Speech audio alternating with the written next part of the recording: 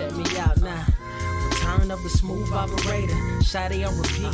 I say sleep later. This another favor. Consider me your neighbor. Lost a lot of fam in pursuit of the paper. She gon' catch the vapors when we slide by. The way I speak my mind, it's like I peak my prime, but I ain't close. I cruise through the night air. Fantasy a dream. Real world is a nightmare. Like Claire battling the brainless. Learn to live shameless. Talk about me alive, but claim that I'm nameless. You aimless. So I'ma style on them. They washed up. It's a rap. Throw the towel on them. Gaining miles on them. Otakus for the win. Tacos, it depend on the mood that I'm in. Like Finn when it's time for adventure. This some new blue. Get ready to enter my mind for a few. Come and take a ride with the crew. I'ma show you how to recoup days lost when you vibe with the blue. Come vibe with the blue. Yeah. About time to regroup. Fly, got my eyes on the view. Never hear lies, only truth. Realize why they vibe with the blue. Vibe with the blue. Vibe with the blue. Vibe with the blue. Vibe with the blue. Vibe with the blue. Vibe with the blue. Vibe with the blue. Vibe with the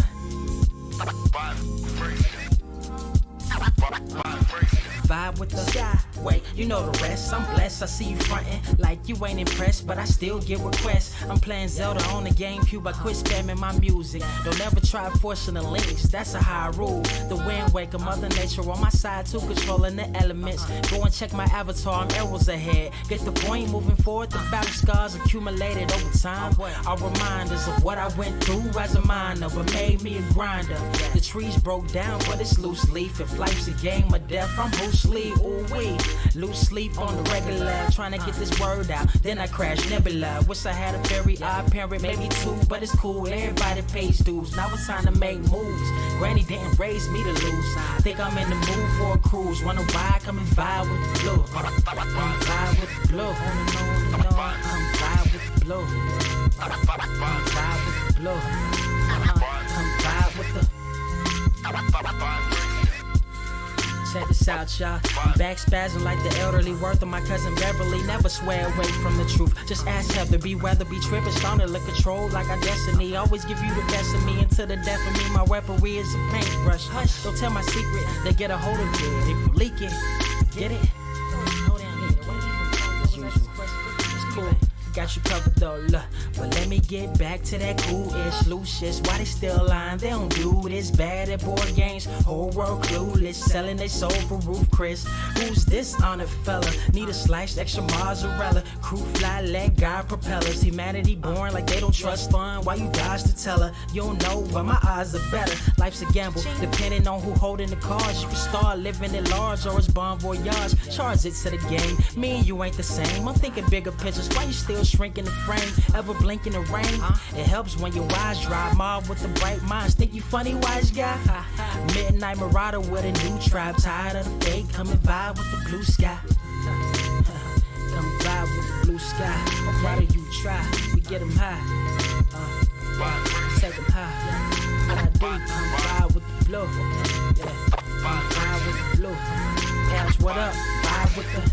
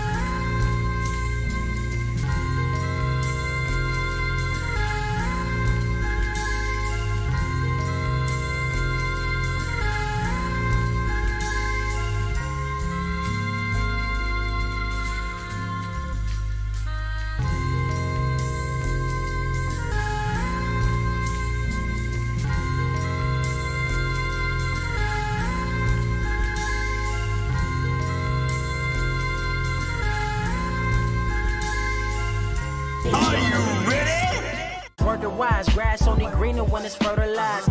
Gave them truth in these songs, they prefer to lies. Destiny beautiful, adrift in her purple eyes. You can't see me, you Stevie. Wondering how I reach more evolutions than Evie and make it look easy. Dream on, yeah. Dream on, dream weaver. Dream weaver.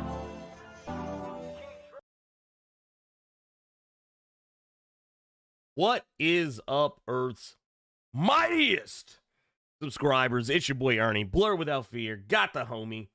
Carter presents. Welcome to episode 186 of the Blerd Cave, the #1 comic book news stream in this any other Earth in the multiverse. Everywhere on YouTube, Google, Apple, Amazon, Spotify, anywhere good content can be found. And don't forget to rate us on whichever podcast service you use. Help us go beyond plus ultra. Carter, what's going on, pimp? Hi, my name is Carter, and I feel bad for all the stallions that are about to have their way with Tory Lanez in the big house. Danger, danger, danger. Ooh. Hey, look, you just got us canceled. Canceled by the Ashy Ankle crowd. The Booty Warriors are coming for Tory Lanez, dog. They coming. Oh yeah. No, they look. Hey, look. This easy way, this a hard way. Choice You imagine that boy finna get hit. Boy, they finna. Woo! His cheeks are about to get clapped with her twerking with She-Hulk on the screen. Can you believe it? Look, can anyone name one Tory Lane song? I have asked 4 different people that in the past hour. Why y'all caping so hard for Tory Lanez out here in these streets? Y'all act like this man Tupac. I can't think about. I don't know one Tory Lanez song. I don't. Which Dr. Strong said it best. Tory about to get that All-American, and I ain't talking about Tay Diggs. I did watch The Best Man final chapters though. Those were some good. That was a solid 8 episodes. I told Ernie before the show started he needed to watch that. All the older colored folk around here, Black America. If you all grew up watching The Best Man, Tay Diggs got sprung on by Morris Chestnut Hole. Now, the little limited series they came out with, I watched it on my bootleg. I watched it on Peacock, and that was a pretty solid series. That was really good. This man, Dude, look, here's what I'm gonna say.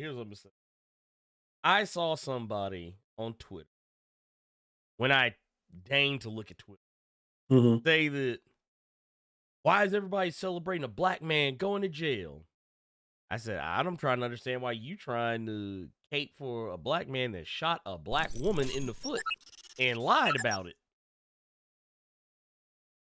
Now, if this was all for laughs, because when you say it like that, Ernie, it makes me think of Harlem Lights.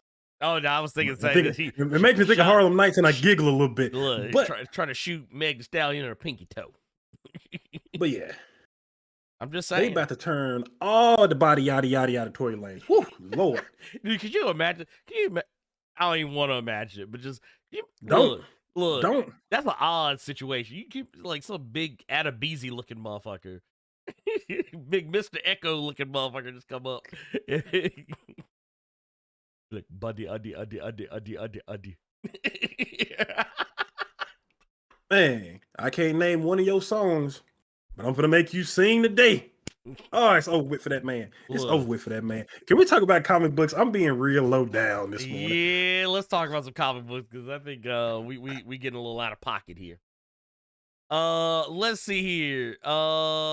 Man. Okay, first and foremost, if you've been keeping up with the channel, I think I've already talked about this. Maybe I haven't talked about this. I don't think I put the video out where I've actually talked about this. I am sick. You cannot. Oh shit. I am sick. It's not COVID, but it's definitely, I don't feel my best. I don't feel horrible. Like, I think I'm getting over it. Like, maybe by tomorrow I'll probably be like 100%, but my voice sounds weird. It's because, yes, I am sick. Which is also why I only put out like a couple of videos this week. I actually intended to put out a couple more, but that's just got to wait till next week. Yeah. Boy, your boy tired. Plus, we had to deal with some computer issues. That's neither here nor there. Point matters, we are here to talk about top 10 comic books of 2022. And to do that, me and Carter did something a little bit different. Did something a little different this time around. I think we're in the past. I think we just kind of gave our own separate, top 10, top 5, whatever. Today we're actually combining. So we took Carter's top 5, my top 5, kind of putting together and interchanging them. That is our top 10 for this year. So I guess let's go ahead. And, well, actually, no. Before we do that, I want to address these. We got some super chats in here. I want to address these. And before we do, I actually want to make sure we don't have any outstanding All right. super chats or anything of that nature. And yes, Hideo, it looks like Ernie and I swap being sick. I am getting over mine. I'm still a little bit congested, as you can hear, but I'm way better than I was last week. Last week was rough, I believe. and my work week was rough, but I'm getting past it. So thank you, people. I am getting better. I am here for the long haul, the whole shebang bang. But I do feel bad for my dog because it is snowing down there right now. It is. That snow came like an RKO when I read about it, dude. Oh, yeah. No, it came from out of it. Like, only reason I knew that it snowed. Yeah. My daughter came running into the room the other day. She's like, Daddy, it's snowing. Like, it's going to be a white Christmas. I was like, great. Like she was like, why are you not excited? I said, I'm happy for you, but not for me. Because like that snow coincided with me feeling sick. Anytime like the weather changes like dramatically here, which is all the time, I get sick. It just, whether it's a little sick or a lot of sick, I hate it. But we do actually have one. It looks like yep, we do have one here. This is oh no, wait, no. We're caught up. So yeah, nothing from like the middle of the night. I thought this was one from the middle of the night. We're good. Okay. So we got one from wait. I fucked that up. That's on me. Let me there you go. We got one from the homie Brent Fox with the $5. Says, happy holidays, everyone. Thanks, Ernie. Blerd Without Fear and Carter present gifting us with great content. You are welcome. You are welcome for that. Let's see. We got one here from Gokon Sure His Baby's Father with $5. Says, happy holidays, Snyder fans. Devil faces. Says, and you right, Blerd. They 30 years too late. They should have made the young heroes take over. This goes for Marvel too. Yeah, here's the thing. And this is the conundrum that DC and Marvel have created for themselves. Called being too successful. You see, when Marvel and DC hit their strides with their like 4 heroes, it made it difficult for them to give people like something different. Yeah. And neither company has ever successfully recovered from that. I think Marvel has been somewhat more successful in that regard than DC. DC for a while just didn't even try. Marvel has some legacy heroes that are in the forefront, but like DC just was like, nah, get them shits out of here. And I mean, Ernie, I'm 34. I can't be a Teen Titan no more, dog.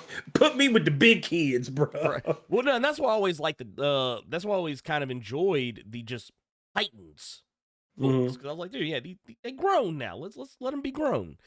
But yeah, you can't sit there and pretend like Wally West wasn't the Flash for like most of our lifespans. Like, you can't sit here and just write that off and be like, oh no, Barry Allen back, get the fuck on out of here. Like, we ain't gonna sit here and act like Hal Jordan is the only Green Lantern. Kyle Rayner, John Stewart, Guy Gardner, all these motherfuckers have been out here. Like let's you know, and let's not sit here and act like Barry Allen and Hal Jordan are the originals of what they are. Hell, Jay Garrick had to pass the torch to Barry. Alan Scott had to pass the torch to Hal Jordan. Hell, yeah. I feel like people are, and it's not even just Marvel and DC's fault, because I don't want to put the full onus on them, but I also want to say that also the fault of the people who don't support those new and upcoming characters when they do come around. Because I remember thoroughly enjoying Dick Grayson's turn as Batman. Mhm. And then New 52 came up. They're just like, well, then sweep that under the rug. You know, and because folks just want what they want. They want that same old Batman. They want that same stale ass can of tuna they've been eating for like, 30, 40 years. They don't want to switch it up. But yeah, I tip my hat to DC for actually trying to this time, or at least trying to make something of it. Like, that's when you got to get some of these younger writers in here and let them actually like run with some of it. We got another here from Jamal Simmons with the $2, says happy Kwanzaa and a great New Year's 23 Blerd. Hey, we appreciate it. And a little love to Carter too. Carter. A little bit. Yeah. Here, let me get a swig. There we go. Wet the whistle. Levester the Samurai. Happy holidays, everyone. Hope you all enjoy this time of year with $5. We appreciate you, I pimp. always think Lester the Court Jester every time I hear that name. Dog. Lord, this man. We also got one from the homie Vampire Hunter Greg. You don't know, the cousin. Vampire Hunter D. We got here, it says, Blerd, did you see the Kamen Rider Black Sun? If not, please avoid this travesty. Long live the original Kamen Rider Black. I have not watched it yet. I was going to. What is it? Kamen Rider Black?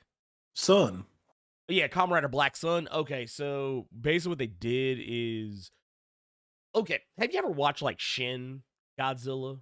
Like any of the... Yeah, that was the weirdest, creepiest, nastiest fucking Godzilla movie I've ever seen. Okay, so you get the idea. Well, with Kamen Rider Black Sun, they basically kind of tried to do this more edgy take on the original Kamen Rider Black from like back in the day. And they got way hella extra with it, and I could just see that from the trailers.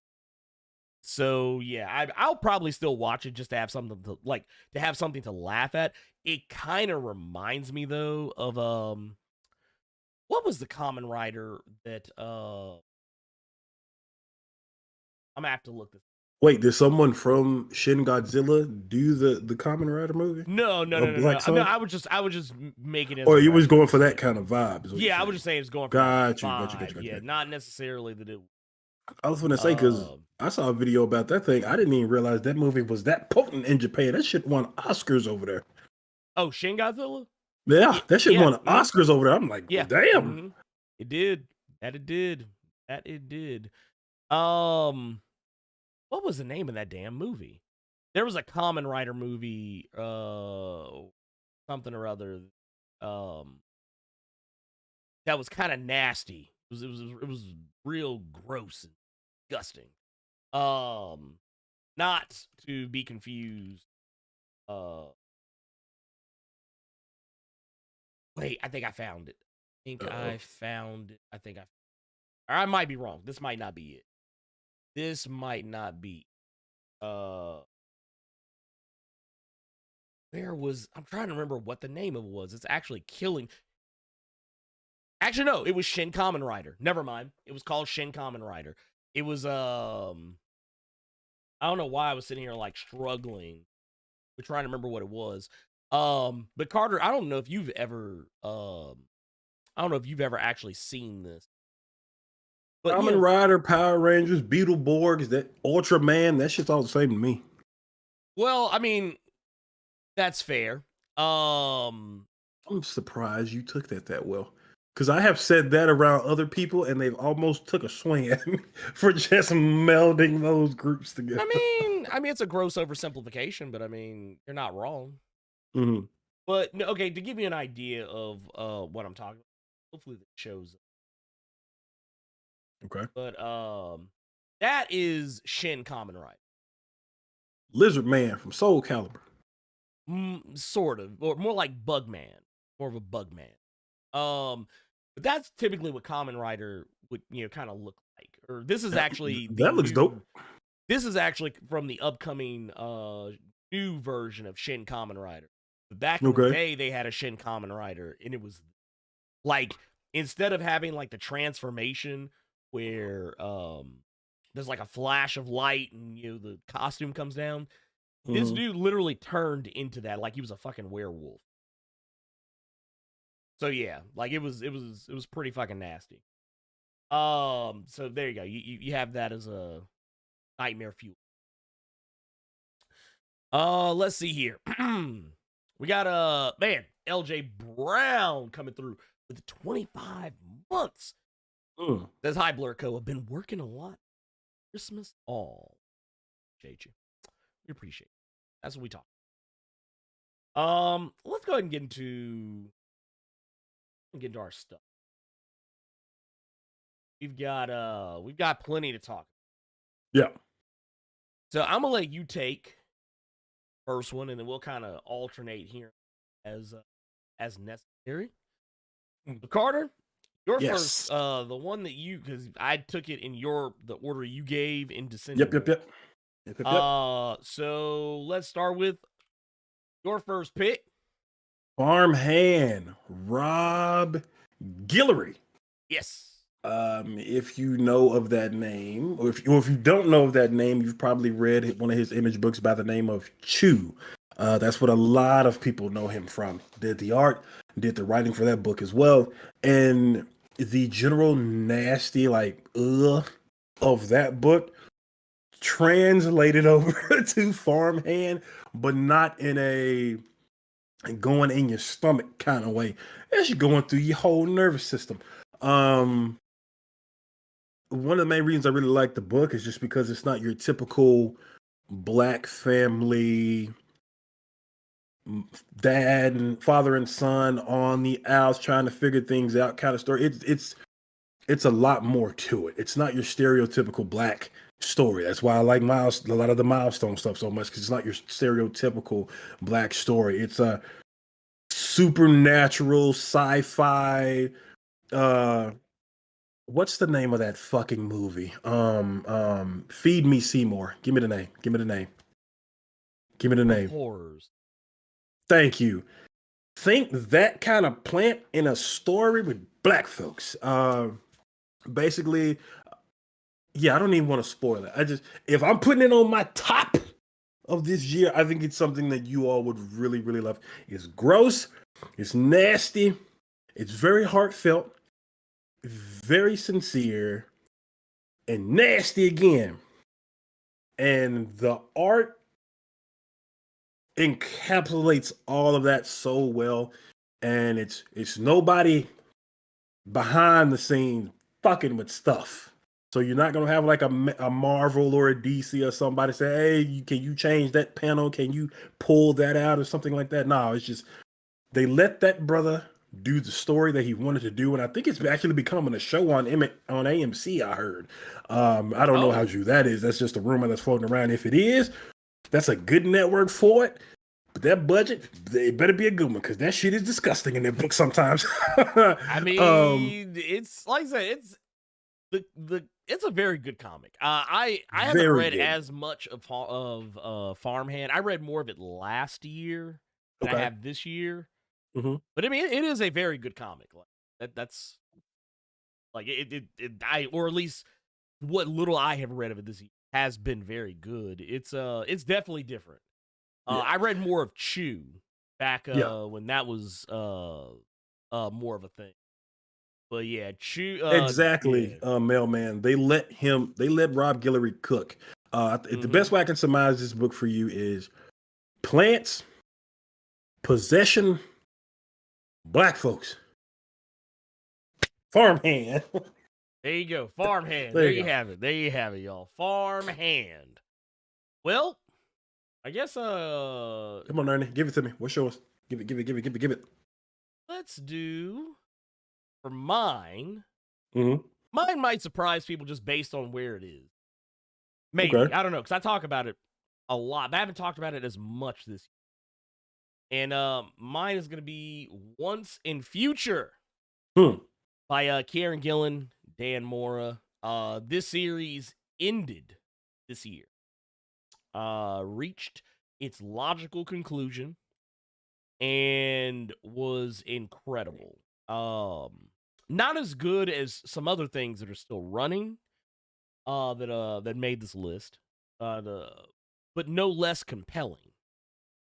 The story of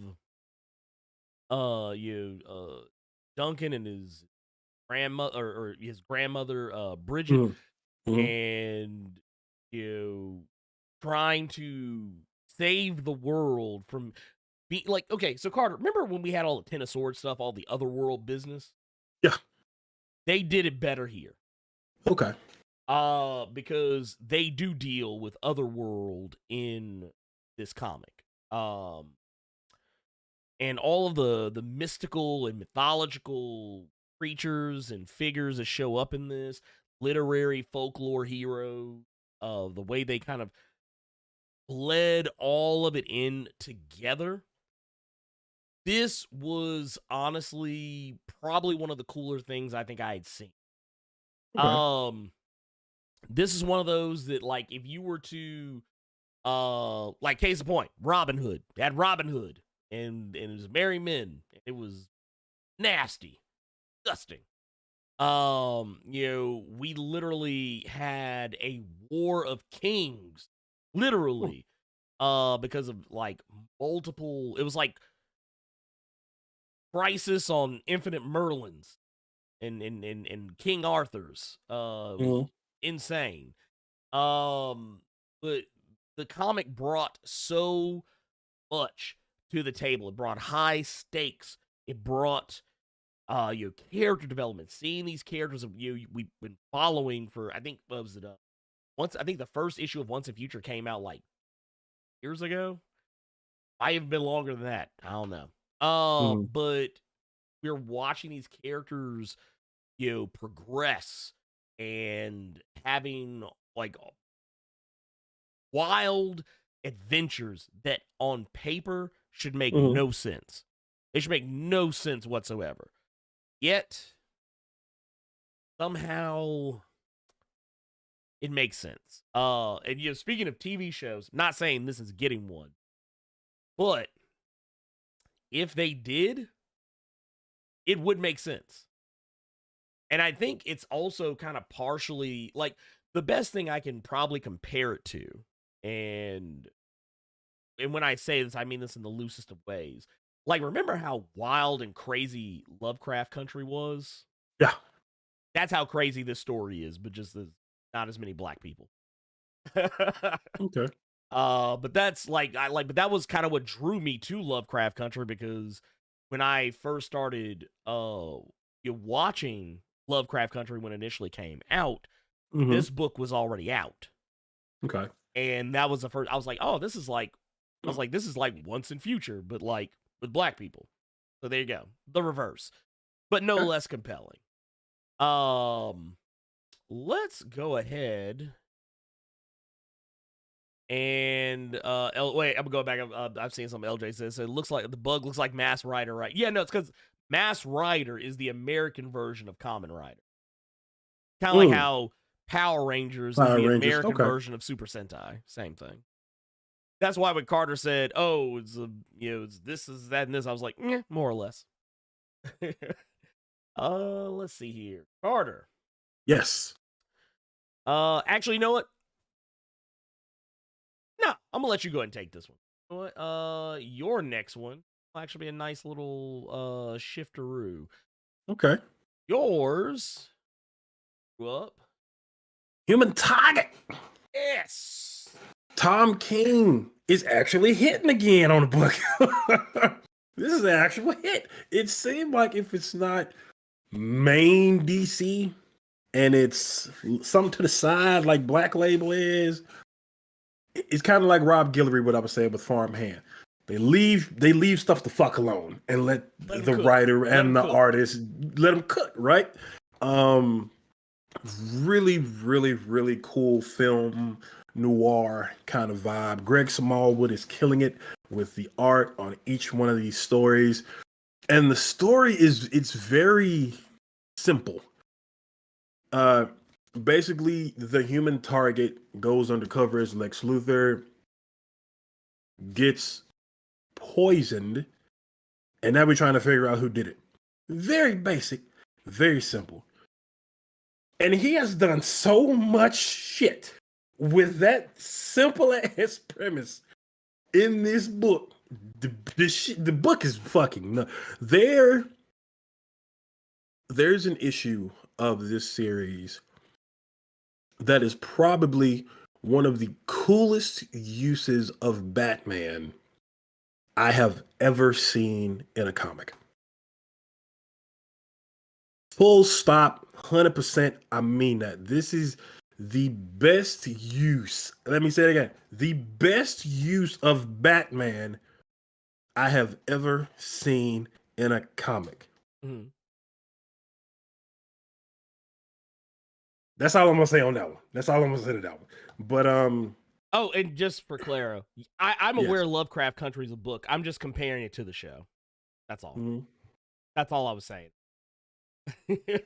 I'm fully aware Lovecraft Country is a book that was written by a white dude that had white characters. So okay, here do you know she just said something really cool. I've never read a Human Target book, and I always forget it's a part of DC Comics. I will do you one better, brother. I didn't even realize it was a part of DC Comics. I just remember the old TV show with Jackie Earl Haley.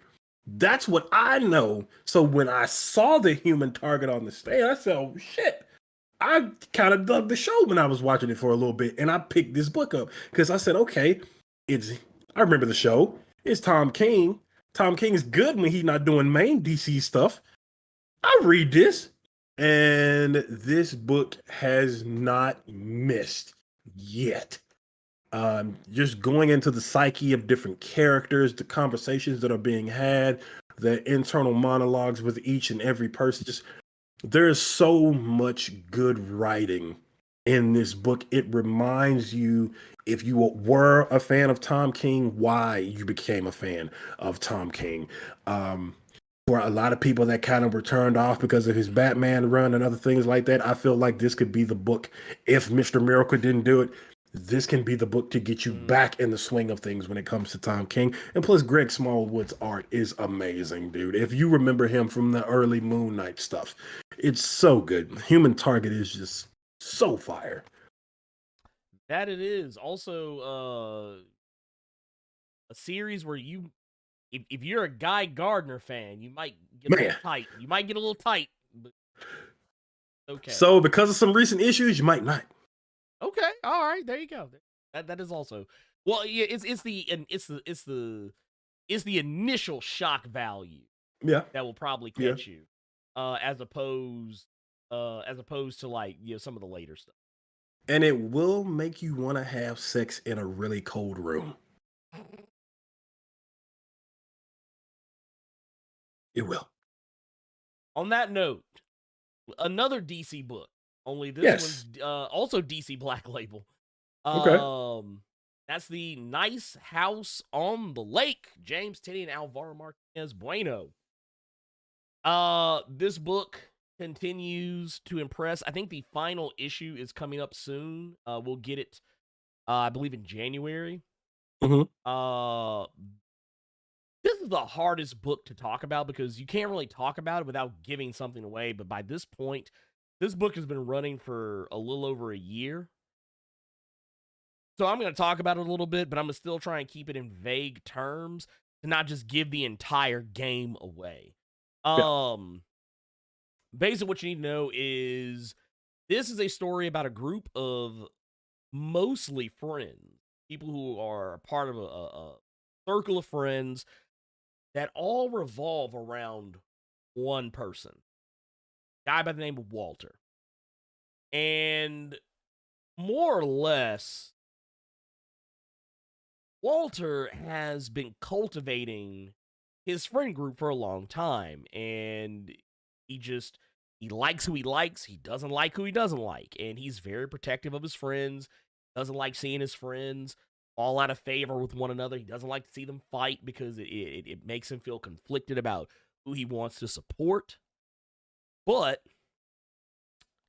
there's one consistent question that he asks each and every one of them every time that he meets a new friend, and he decides that, he wants them to be a part of his friend group. And he always asking them how they think the world is going to end. Mm-hmm. And there's a very good reason for that. Because in the first issue, this is kind of where the whole thing just kind of kicks into full gear, is the fact that the world ends after he invites them to his nice house on the lake. And it ends in about roughly the same ways that they thought that the world was going to end. He kind of took just a gross oversimplification of all the things that they said, put them together, and just made it all happen. And he's protecting them because basically, long story short, aliens are taking over the world, and he wanted to spare these people because he cared about them. That's pretty much the plot. That is, and honestly, that's kind of the big twist of the book, but you learn that fairly early on. It's how everyone's dealing with realizing they're the only people left alive in the entire world, and realizing that there's a person amongst them who was not initially supposed to be there. And then people learning that, oh, well, we can have whatever we want, we can do whatever we want, there's no consequences. And then one day figuring out there are actually consequences. And then it's mostly character study that I think is the real draw, because you're seeing these people learning more about how they are, what they do, where they come from, why they are the way they are, how some of them don't actually like each other, how some of them used to date each other and are now dating someone else that's also in the group, and how that affects the entire dynamic of the group. But also at the same time, them trying to figure out how to get around what Walter is doing to them. It's like I said, it sounds real, like, was it the Black Mirror-ish? Is he just selling crystal meth? Is he making it? What? You saying they trying to figure out what Walter is doing? Do they not know he makes crystal meth? Well, they know he is the one who knocks, but yes. Different Walter. Anyway, moving on along. Yep. Let's see here. We have got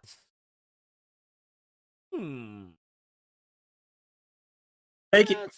Let's go ahead and jump over to one of yo. Yep. That is going to be. I think at this point, I think we're what 6. Our 6th entry up. So yeah, crossover. What if Marvel versus Capcom happened down the street? That's this book in a nutshell. For all of you people watching, legitimately, what if Marvel versus Capcom was right across the goddamn street from that neighbor you don't like? It just happened. You just see Chun-Li and Sabretooth just going at it out of fucking nowhere. Donny Cates' Image book. It's chaotic. It's every Marvel character, even though we can't really see them because they would get in trouble. Every DC character, but you can't really see them because we would get in trouble. Every Image character you could possibly think of, including the ones I fucking despise. all happening in the real world. What do you do about it? We have talked about this book before. We have had Donnie Cates and Ryan Stegman on. Donnie talking about crossover. Um, there is a lot to It like. is Negan, and he is in black and white. Yes, he is. I love the fact that they kept them the way they were in their respective books. I thought that was really cool. And yes, he is talking to Robert Kirkman. Yes, he is. And he is ready Yes, to he beat the is. brakes off him for doing him the way he did him. The book is just, it's nuts, but it's a fun nuts. That is actually Donnie Cates getting jacked up on the wall right now. Yeah, matter of fact, here's a better shot of him. Yep. Just to end an arc like, dude, it's so fun, and just this is my guilty pleasure. This is a guilty pleasure pick.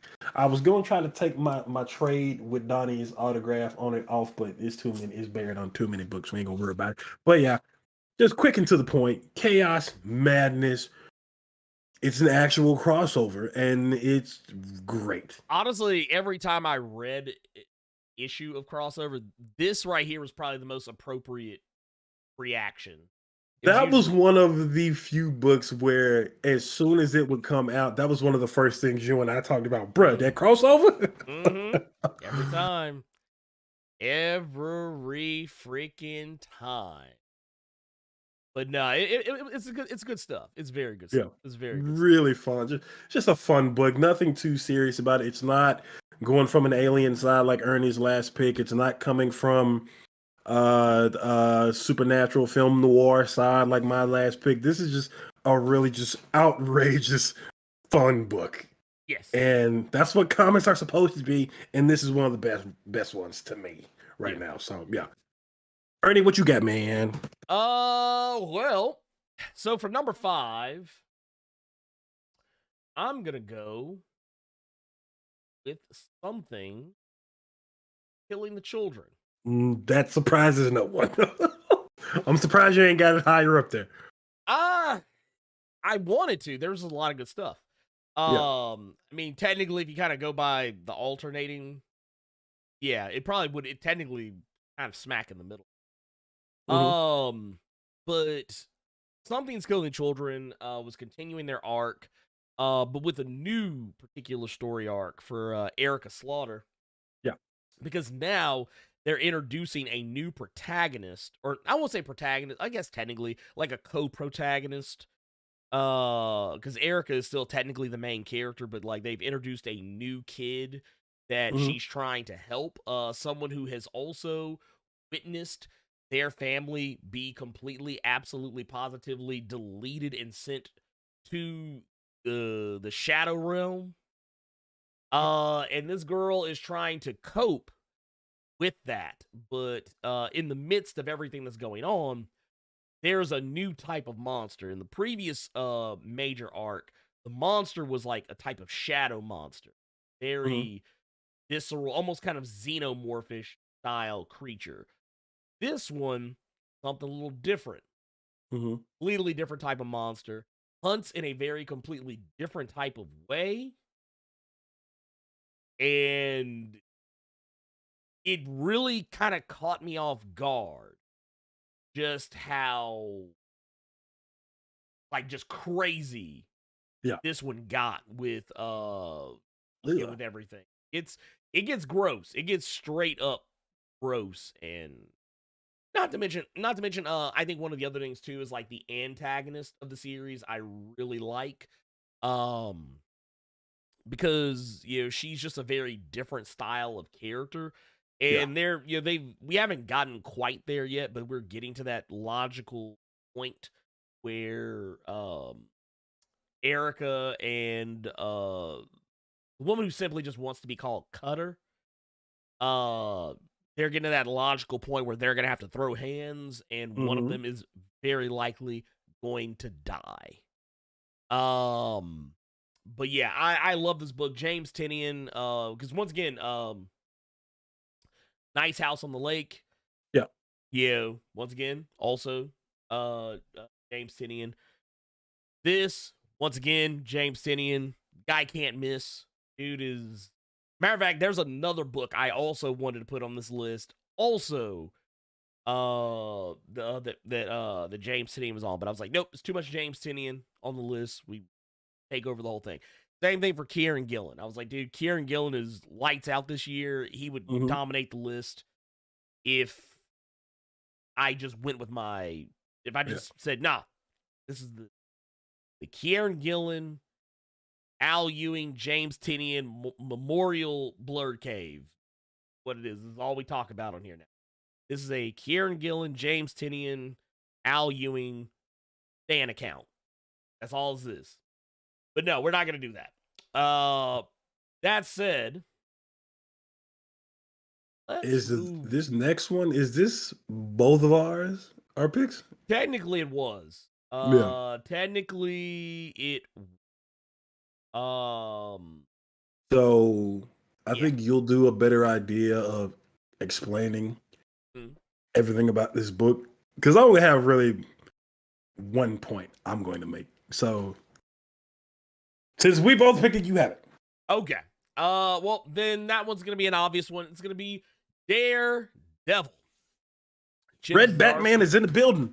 Oh, yes. Red Batman is back, and he is badder than ever. But yeah, Chip Zdarsky, Marco Cicchetto, it's a creative team that doesn't miss. A creative team that can't stop. Won't stop. These guys are out here doing the Lord's work, and in a lot of ways, both figuratively and literally. We are seeing Daredevil's his faith being called into question. Him taking on the mission of leading the Fist, which is supposed to be the antithesis of the Hand, going up against a villain at first, who can be described as nothing other than the voice of God. His guardian angel, if it were, who is supposedly responsible for pretty much everything major that has ever happened to Daredevil, going all the way back to the Frank Miller run. Like, everything that has happened to Matt Murdock in his life, all the formative things that have happened to Matt, for the most part, Goldie is responsible for. And then on top of that, the whole the upcoming war between Daredevil and Punisher. And honestly, it was difficult for me to not put Punisher on this list because I think Jason Aaron's has been lights out with Punisher. For as much as people talk shit about Punisher, the new Punisher book, before it actually came out, like when people were freaking out because he dropped the skull logo, he was in a different logo, people were upset, people got mad, they're like, oh, this book's gonna be trash, and this, that, and the other. It's like, nah, not really. Please. And the funny part about that is, if you read the book, that skull emblem is still like, it's still heavily there. present in that still there. book. It's still there. You still see it. It's still there. But yeah, I love this book. I love what it's doing with Daredevil and Elektra, and how they're, once again, they're setting up that big Dukaroo between all these characters, and the fact that like Daredevil he literally made a better version of the Thunderbolt than I think we've seen in quite a while. Like, he actually perfected the Thunderbolts program, in my opinion. Just the level of crazy and ridiculous characters he's thrown together. So you're coming from the Fist standpoint. I went back after reading Devil's Reign. I went back to read the previous stuff, which is more so with the Kingpin and the Stromwinds and stuff like that. And after reading everything from that point to Devil's Reign to where we are now, this is all of the Bendis run. Get that bullshit out of here. This Chip Zdarsky run is fire, bro.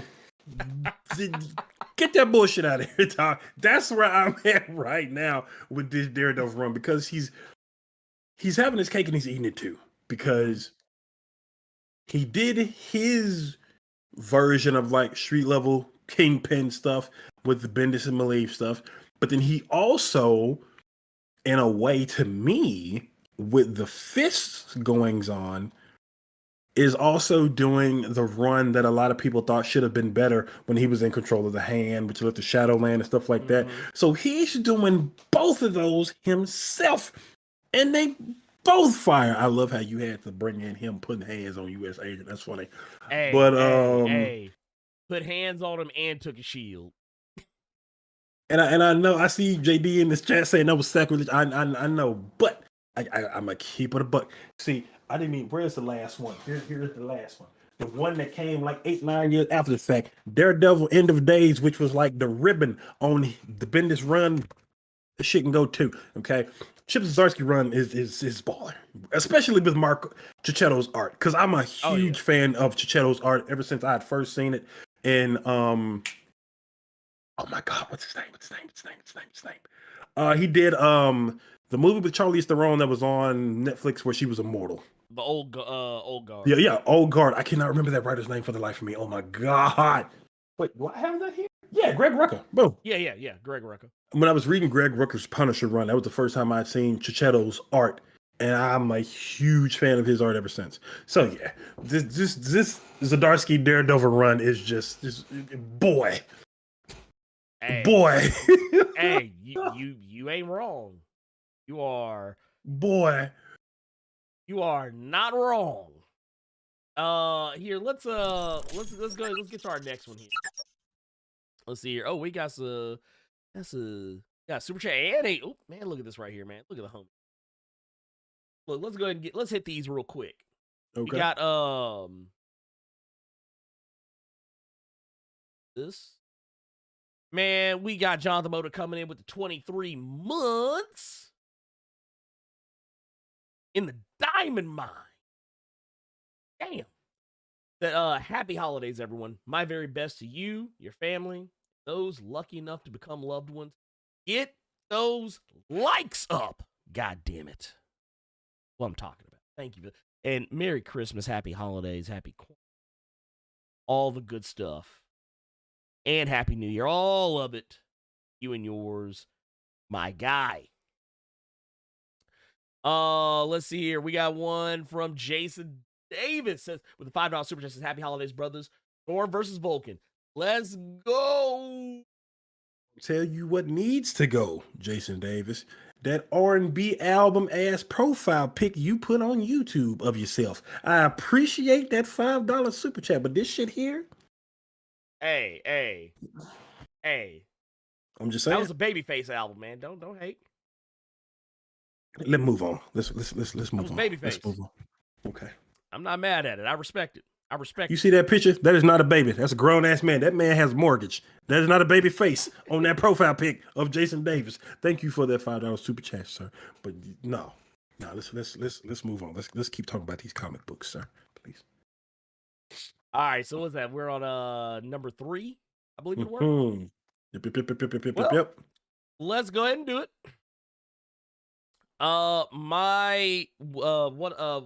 pick that was not one that we shared, and this was going to be more specific to me. One of my favorite books of the last couple of years, Rodney Barnes, Jason Sean Alexander, Killadelphia. Sangsters. Hey man, you read that book from Rodney? That shit is fire. Hey, I'm just saying. Rodney Barnes out here, y'all. My motherfucking name Rodney writing fire comic books, bro. Hey, don't hate on him, man. Don't hate on them sangsters. Don't hate on them sangsters now. Now, the reason why this one is actually making the list is largely because they added... Okay, so for those who don't know, Killadelphia, it's a story about a man by the name of James Sangster, who ends up becoming a vampire, more or less. Mhm. And I love this book. It is so good. Also, the thing I find so interesting about this book too is that I always blank on the guy's name. Cyborg's dad on Doom Patrol is literally the face model, whether it's intentional or unintentional. Oh, you did show me this. Yeah, yeah, yeah, yeah, Yeah. yeah, yeah.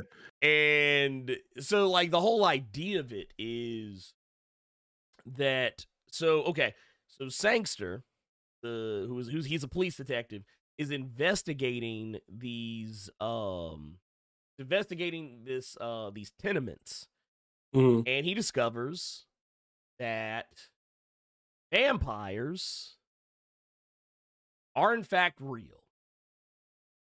And that's kind of been the whole thing for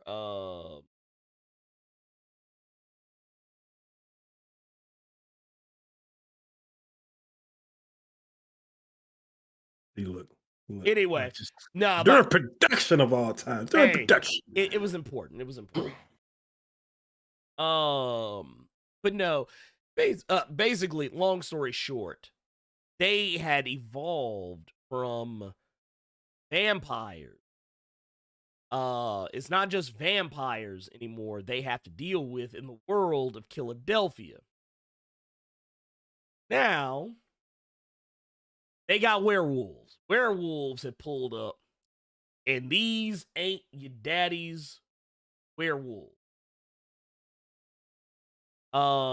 These werewolves are buck ass wild.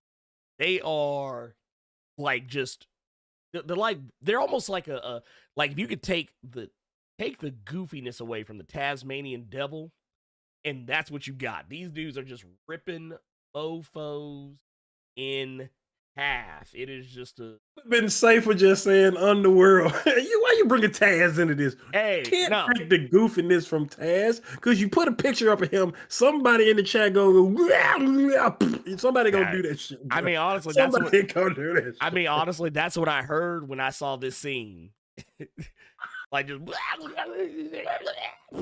like it just ripped my fucking half, dude. That shit's crazy to me. But no, we got gods and monsters, demons and devils.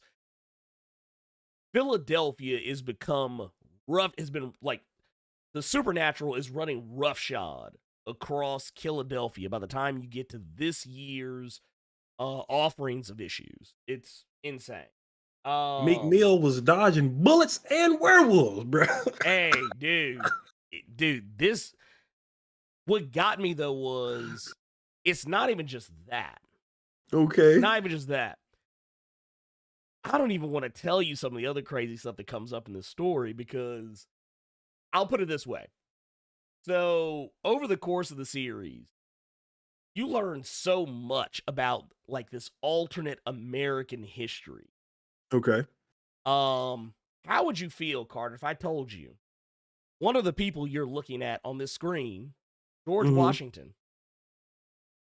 Well, it ain't you unless you change races, sir.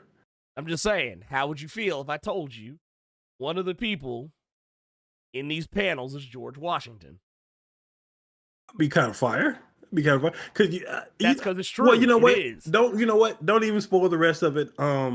The last vampire anything that I read, because I don't count Redneck because I just skimmed through that in a Barnes and Noble one day waiting on coffee.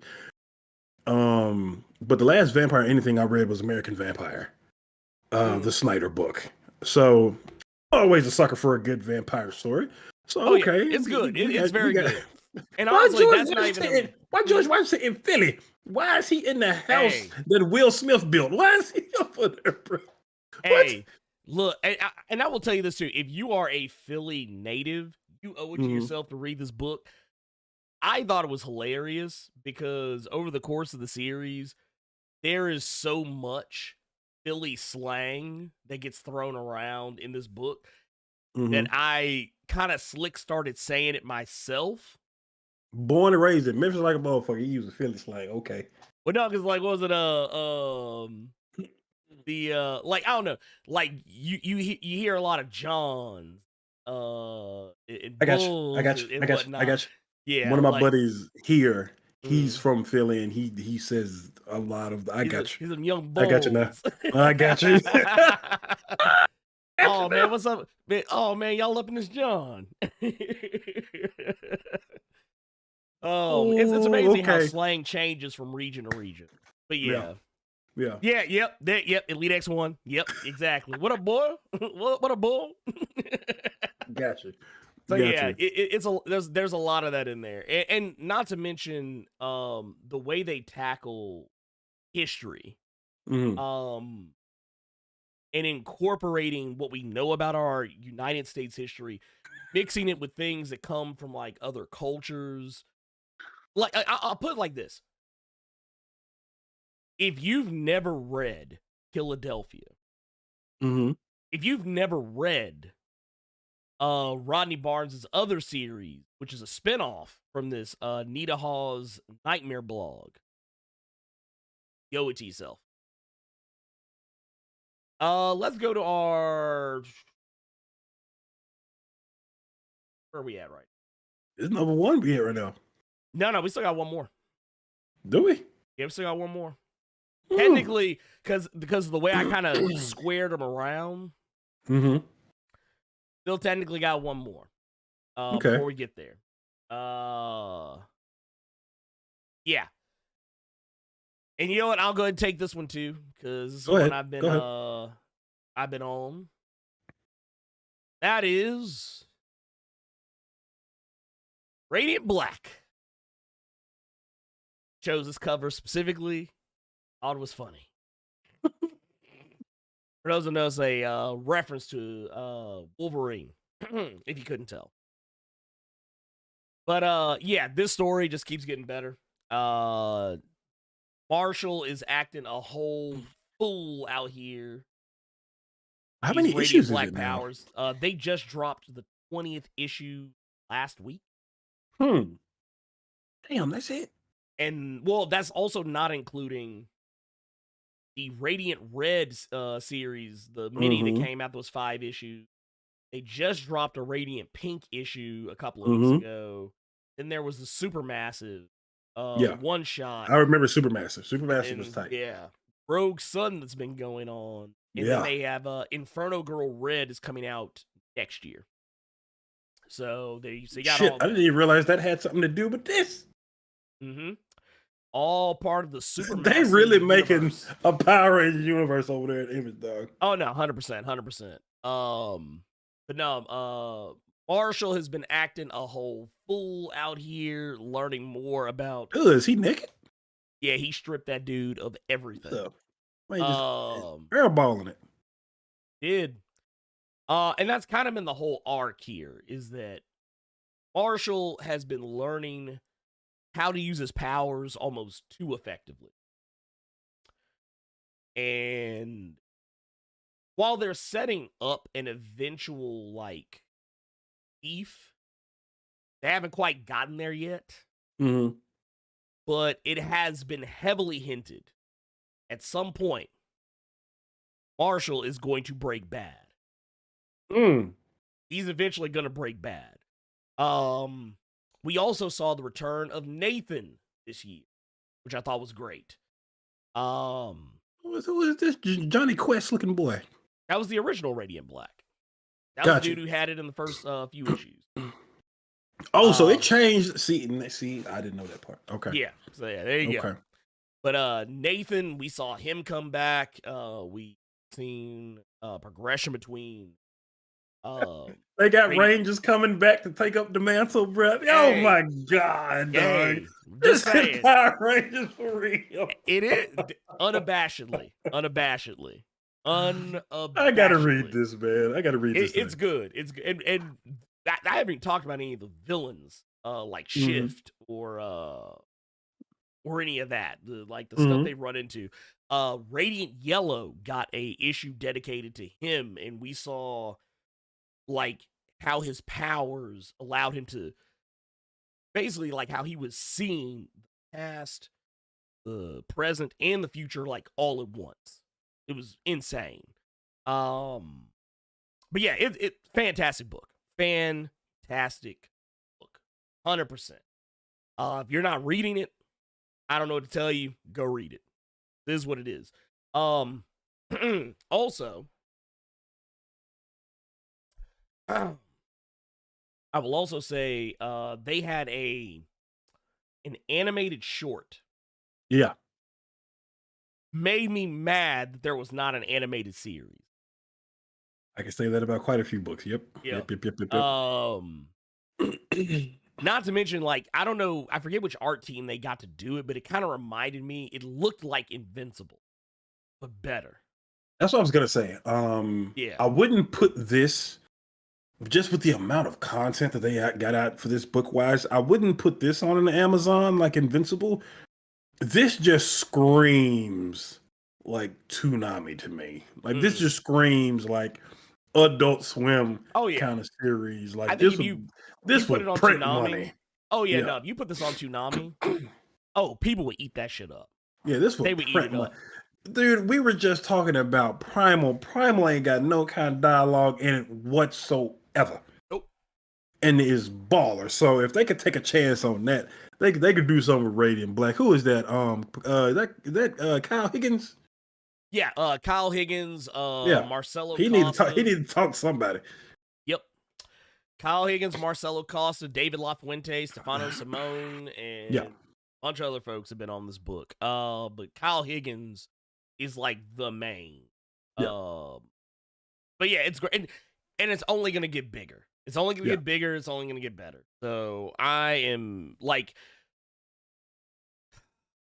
it scratches the itch for like Power Rangers, Super Sentai, Kamen Rider, Ultraman, all of it. Like all those things I love about Tokusatsu. It just scratches that itch. And great.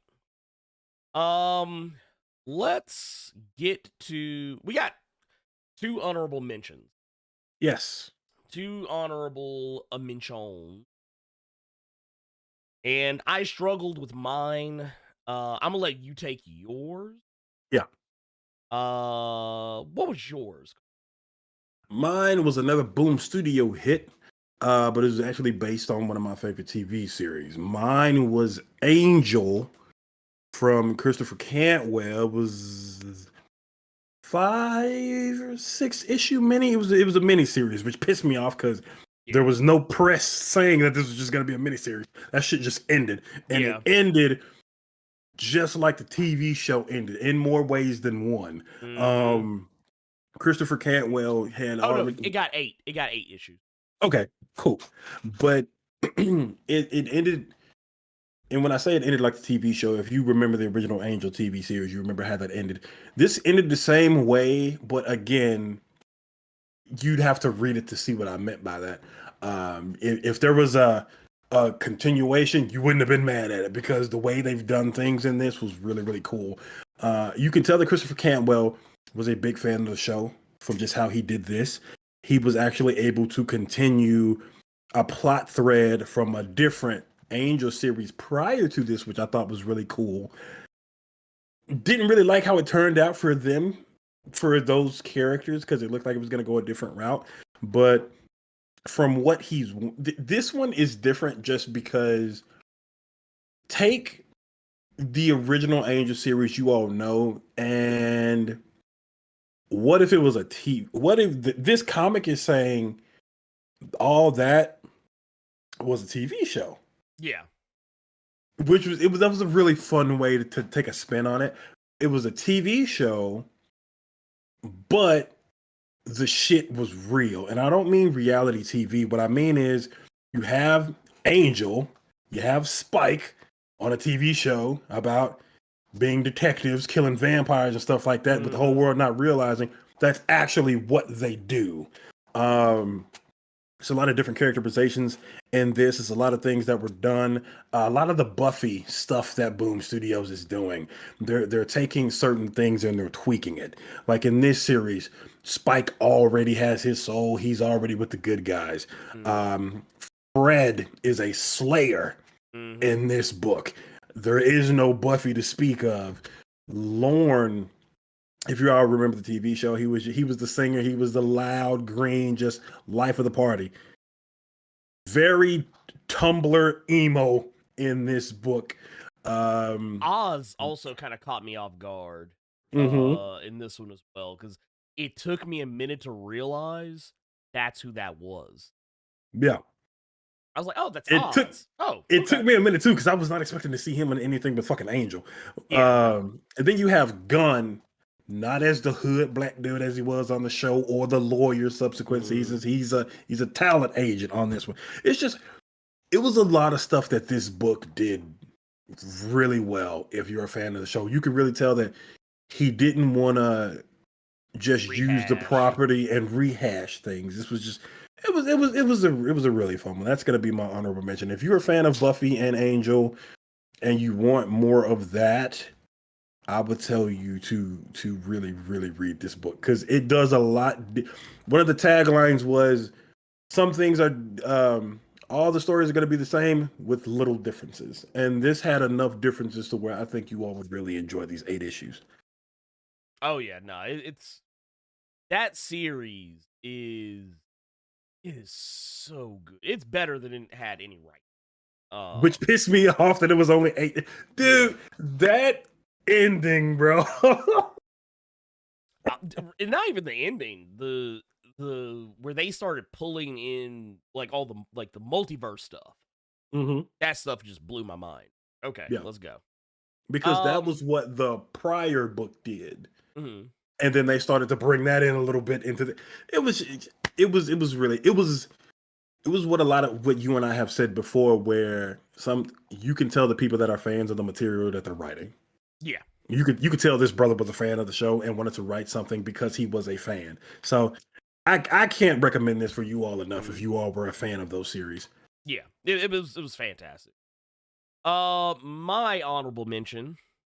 Some may have noticed, I have not said shit about X-Men Red, Mortal X-Men, X-Force, all of which I think have been great. I'm only going to allow myself one X book, and sadly it has to be in the honorable mentions because the number 1 book was just that much better, and that is X-Men Red. That's my honorable mention. This book, what can I say about it? What can I say about it that hasn't already been said? I could honestly, if there was any book that I could talk about ad nauseum, it would probably be X-Men Red. This book has been fire from start to finish. Al Ewing, Stefano Caselli have been on point with this book from inception. I haven't read a bad issue of it. I think at this point, I think at the time of this, right now, we're 9 issues deep. No wasted material. Story arcs that have been hinted at and teased at by Jonathan Hickman are being addressed and paid off. Character arcs for, various and different characters. Some we've known for a long time, some that we are just meeting for the first time. Honestly, I know some people they're going to think this is sacrilege. I'm actually glad Jonathan Hickman is gone from being the main anything writer, because all the shit that he was just dragging out, everyone else, like as Kieran Gillen, he's been addressing the stuff that Jonathan Hickman just kind of left on the table. Al Ewing doing the same thing. And, the other writers are too. Jerry Duggan's also doing it. But I feel like Al Ewing, and I said this before when it was first announced that Hickman was going to be stepping away. It was one of the first things I said. I said that if anyone could pick up the slack and run with it, it would be Al Ewing. If anyone was going to be the head X writer, like whoever's going to be head of X when Jonathan Hickman walks away, let it be Al Ewing. Because Al Ewing he's lights out. He's lights out. And don't get me wrong. It's not to say that, bad things can't happen, somewhere down the stretch. So far, we have gotten so much. We've gotten, an amazing character arc for Magneto. We got amazing character arcs for Storm. Got amazing character arcs for Abigail Brand. We've just been seeing so many. I hope that character catch it. Oh my arcs. God. I don't mean to cut it off, but I hope they catch Abigail Brand. Oh my Lord. Oh, Jesus. yeah. Abigail has been out here acting a whole monkey out here. I am ready for her to get that green hair faded. I'm ready for Storm to pull them clippers out and just go upside her head, just skin it, make it look like Natalie Portman in V for Vendetta. Jesus Christ. But I said it on Twitter, and a lot of you all seem to agree with me. When it comes to X books right now, it seems like Kieran Gillen and Al Ewing are just tit for tat saying, I'm going to one-up you this week. Nope, I'm going to one-up you this week. They just going back and forth, just one-upping each other. Oh, yeah. And the quality has not dipped in the slightest. No, not even. Because X-Men Red and Immortal X-Men, those are the two books to beat. Mm-hmm. Those are the two books to beat. X-Force used to be the book to beat. And it's up there. Mm-hmm. But man, when Kieran Gillen and Al Ewing came in, they said, "Get that shit out of here." let the adults talk. Yeah, I feel like X-Force is coming back now. Yeah, with the Hank McCoy of it all. Man, woo, man. Look, who do you know what, Bo? I'll ask you this, and then we can go ahead and move on. Mm. Who do you want to get hands laid on them more, Hank or Abigail? Hank McCoy or Abigail Brand? Who needs to catch it first?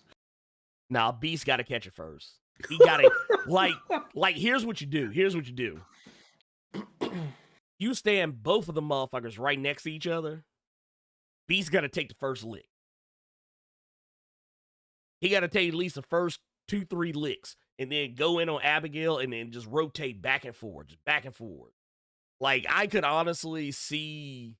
I'm trying to remember what book. I think it was an X-Men Red, where the two of them were actually together.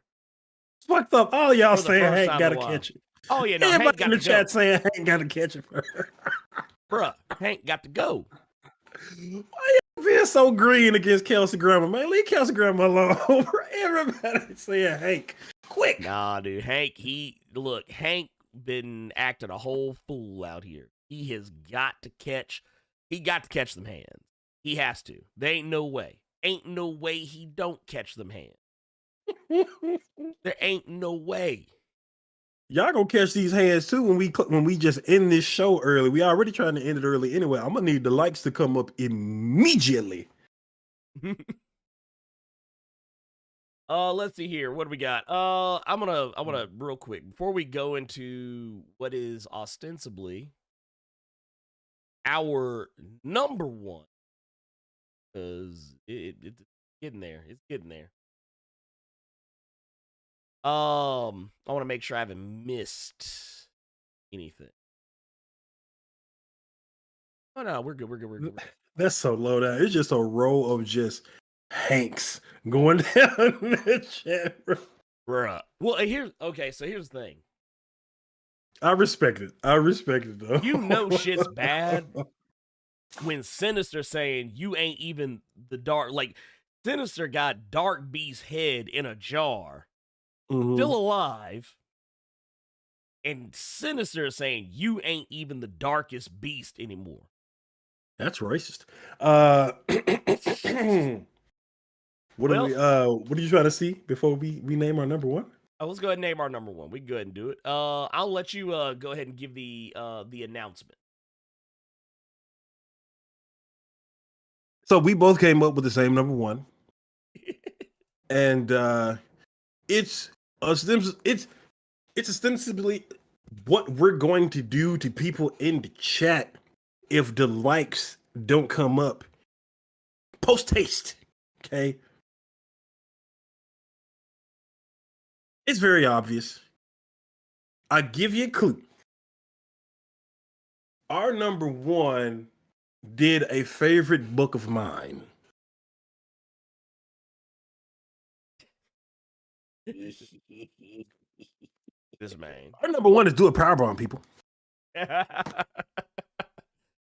Do a power bomb. I don't know. Every time I see that title, it makes me think of Spider-Man Homecoming. Yeah. Where dude's like, hey, Spider-Man, do a backflip. That's what it makes me think about. I think about that Futurama episode when Hermes was about to kill himself and everybody's screaming, no, no, please. And you just hear Bender, do a flip. Damn right. Damn right. Bruh, do a power bomb. Daniel Warren Johnson was out here cooking. Cooking. Spoiler alert. Any book that got you getting sprung on, that got you getting slammed off the top rope right next to your child by the Lord. Yo, God. You got to be number one. Dog. You got slammed in front of your baby by God. Mm-hmm. Look, I just want to say right now, them power bombs were for Jesus. You do the best move in your arsenal to the Lord. And he kicked out at one. Mm-hmm. That book got to be number one on this list. Oh, no, 100%. 100%. Look, let me tell you something. What move was it that we saw dude do? I'm trying to remember which one it was. You talking about God? No. This was actually in one of the earlier. It was this right here. Bruh. When old girl caught that with the jaw. Oh, called that big rig. Yeah, called that big man. Yeah, because what they called it King Arthur's table.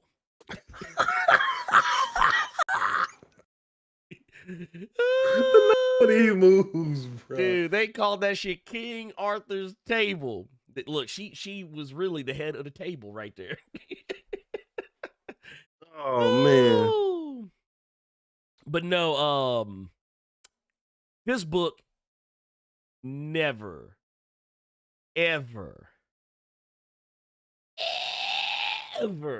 disappointed me. This is like, honestly, Oh man, I forgot about this part. Oh yeah, dude, yeah. Ooh, look at dude's back right there. Look at dude's back. Sir Yuri, wait. Sir Yuri G saying, damn, God pulling a John Cena kick out at a 1 count. Let me tell you something. God hit a motherfucker he hit two people at the same time with a one-winged angel off the top rope. And the ring exploded. Because that's what happens when you trifle with God. Look, Okay. that motherfucker said, look, I'm going to need you to get away from the in crowd. I'm going to need you to get back to God. Ain't nobody ever got nowhere smoking the pipe. Oh, but no, dude, it was this book. Like, I swear you. This book, the way they did it, like you got hit with the light bulb. Oh yeah, you hit that light tube, and then dude caught that snapdragon. He caught that snapdragon suplex. But nah, dude, like this book is this. Look at the big boot, Oh my God! Look, I could talk about the story. All day, but honestly. The story it's amazing. The story's amazing. I know what you're thinking. It's so fun. It's so good, dude. But like to see some of the crazy shit that happens in this book. Just even the first issue alone. Mm-hmm. The first issue alone is worth the price of admission. Like seeing this dude doing the acai moonsault. Yeah, like every match it kind of felt like I was playing WCW NWO Revenge. Like I was playing WWE No Mercy. Like it was like you take if you ever take the best match you've ever played of either of those games and put a heartfelt story around it. That is do a Powerbomb in a nutshell. Yeah. When they went against these motherfucking orangutans, bruh, It sounds ridiculous. it should not have worked, but They did. scrapping with orangutans and the Lord. This sounds so ridiculous, but it was so fun. It was so good. This book was in. He punched the shit out. Dude, I'm talking about it laid him. Look at this shit. Look, man, called both feet in the face. They thought Caesar was playing around here. Look, Dr. Zayas got that ass. Caesar and Koba were not playing in that issue, dog. Oh no, not even a little bit. Like I said, when it was time for it to go down, I forgot. Bruh, why Rocket Raccoon have to catch it like that?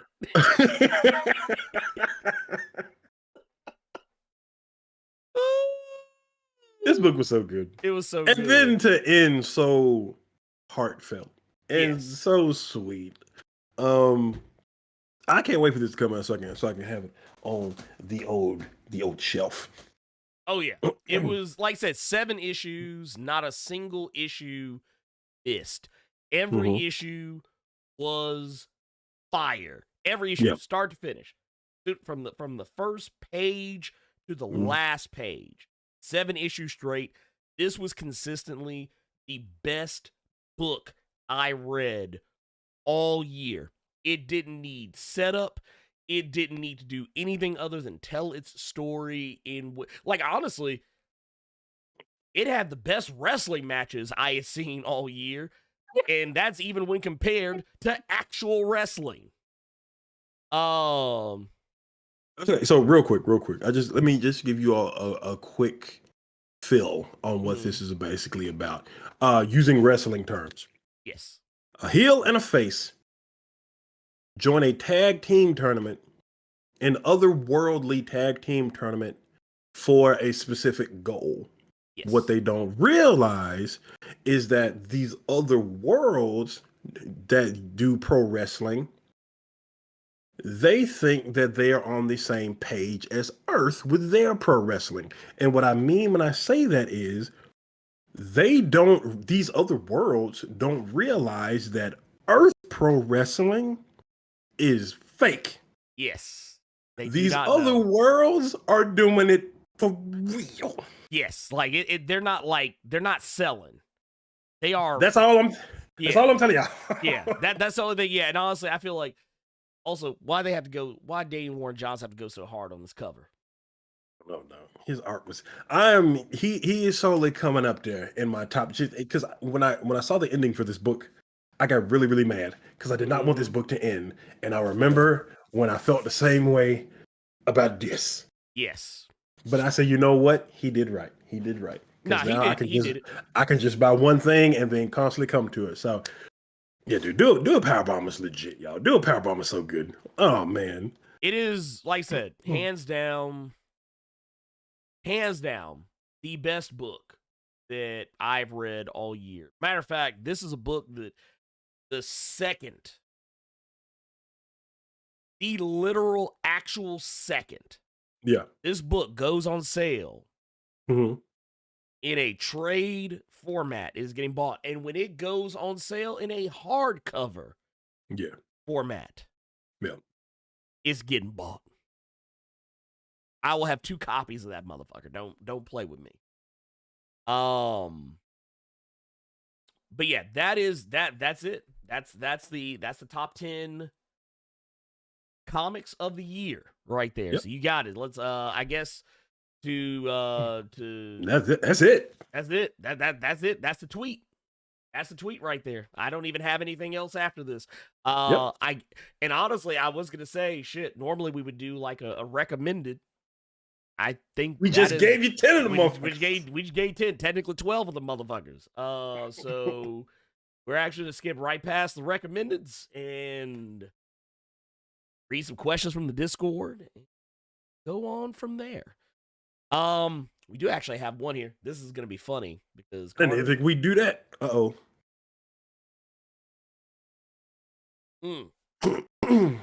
No, we're gonna give them a full show. Mhm. We're gonna give them a full show. However, got a couple things I want real quick. Here, let's that. Got us a super chat here from Gabriel the Dark Knight. This is gonna sound ugly as fuck because I'm sick, but I'm gonna do it anyway. With a 1999 Oh my in a super chat. There you go. You There sound you like go. Eddie Kane after the drugs. Oh my goodness. I'm Eddie Kane. Oh, don't say that. Don't say that. Oh God. Nights like it's Yeah, you making it worse. wish You sound too much like raindrops him. Oh my would- God. fall. Come on. Oh no, I'm not coming we with get you. the group back No, together. you going by Come on. yourself. Come on. No. Nights like this. Wish. But no, we got Gabriel.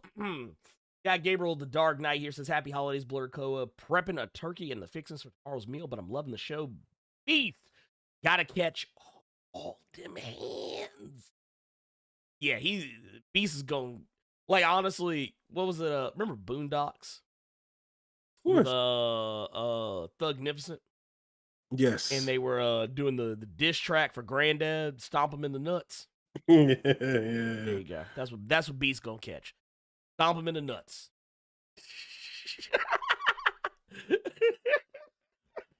Hey, I'm just saying. Look. Can I summarize our rankings and any honorable mentions? Yeah, sure. I will. We did that. Well, no, Ooh, no. They're talking about just like a recap, just like okay. basically what you know. Our number 10 was Farmhand by Rob Guillory. Our number 2, or not, our number 10 was Farmhand by Rob Guillory. Our number 9 was Once and Future by Kieran Gillen, Dan Moore. Our number 8 was Human Target by Tom King, Greg Smallwood. Number 7 was The Nice House on the Lake by James Tinian IV and Alvaro Martinez Bueno. Let's see here. What was our number 6 was Crossover by Donnie Cates and Jeff Shaw. Our number 5 was Something's Killing the Children by James Tinian IV and Werther Della Dera. Let's see here. What was that? That was number 5. Is that number 5? Yeah. Mhm. Okay, so then our number 4 was Daredevil, Chip Zdarsky, and Marco Cicchetto. And number 3 was Killadelphia, Rodney Barnes, Jason Sean Alexander. Our number 2 was Radiant Black by Kyle Higgins, Marcelo Costa, David LaFuente, and Stefano Simone. Our honorable mentions were X-Men Red by Al Ewing and Stefano Caselli, and Angel by Christopher Cantwell and Daniel Bayliss. And of course, our number 1, Do a Powerbomb by Daniel Warren Johnson. So there you go. That was it. Let's get into our questions from the Discord. Here, actually, I want to hear from Levester. Says, did you read the new issue of Black Cat and Mary Jane? Did I miss a Spider-Man issue? What the hell is going on? Excuse me, with MJ. Carter, did you read the... Oh, no. Okay. Black Cat and Mary Jane. So, okay, for those that have not been keeping up, Mm. So what happened this issue was Mary Jane has superpowers now. And I don't know when this happened. They don't really explain it in the book. But here, let me pull it up here. So here it is right here. Mary Jane now, and you can actually kind of see it right here. You see her wearing this device on her hands, which I don't think she has on in the actual comic. But as you may or may not have noticed, what does it look like, Carter?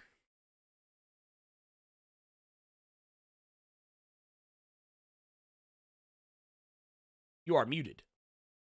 I can't tell. It looks too small on the Discord screen. Oh, Lord. Anyway, so basically, Mary Jane has this thing now where she is suddenly now able to conjure up powers.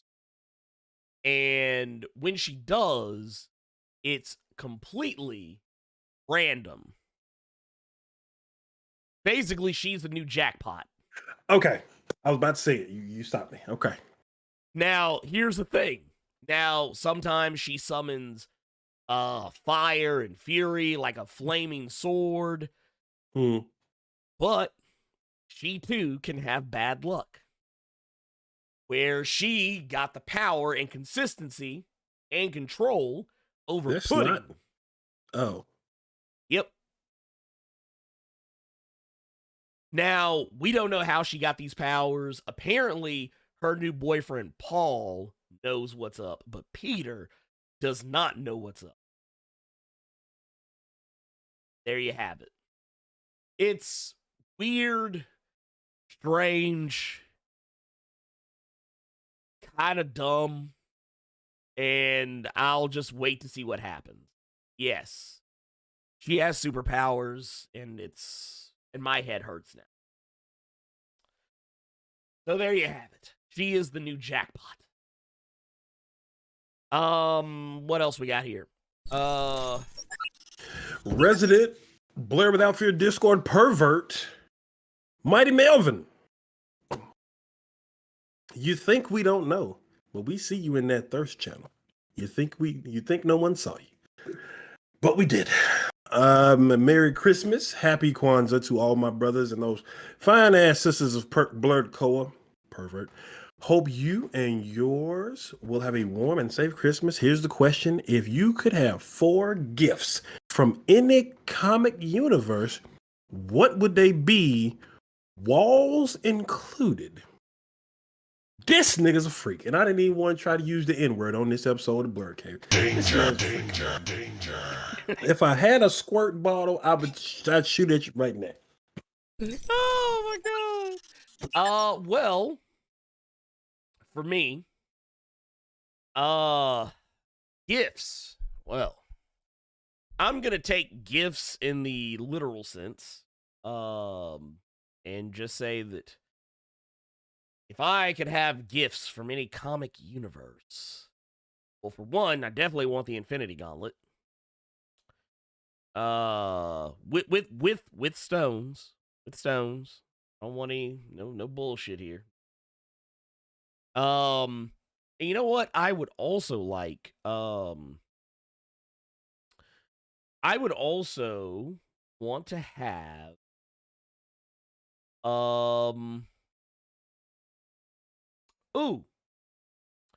from the DC Comics universe, I want a cosmic treadmill, trying to cut some pounds here. But also want to fuck up the timeline while I do it. Yeah, may as well. If you're gonna do it, may as well have fun. And then you know what? I would also want to have my own Megazord. Yeah, I want a Megazord. And I also want a rider driver. The belts that common riders wear that let them turn into a common rider. I would want one of those. Those are my 4 gifts.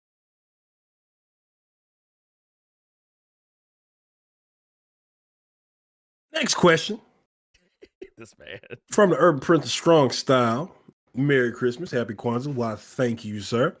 My question for today is: do you feel when the X-Men go back to the mansion, they're gonna get a new Brotherhood of Evil Mutants? Kind of feel like once they lose Krakoa, some of the disgruntled mutants on the island are gonna blame them X-Men.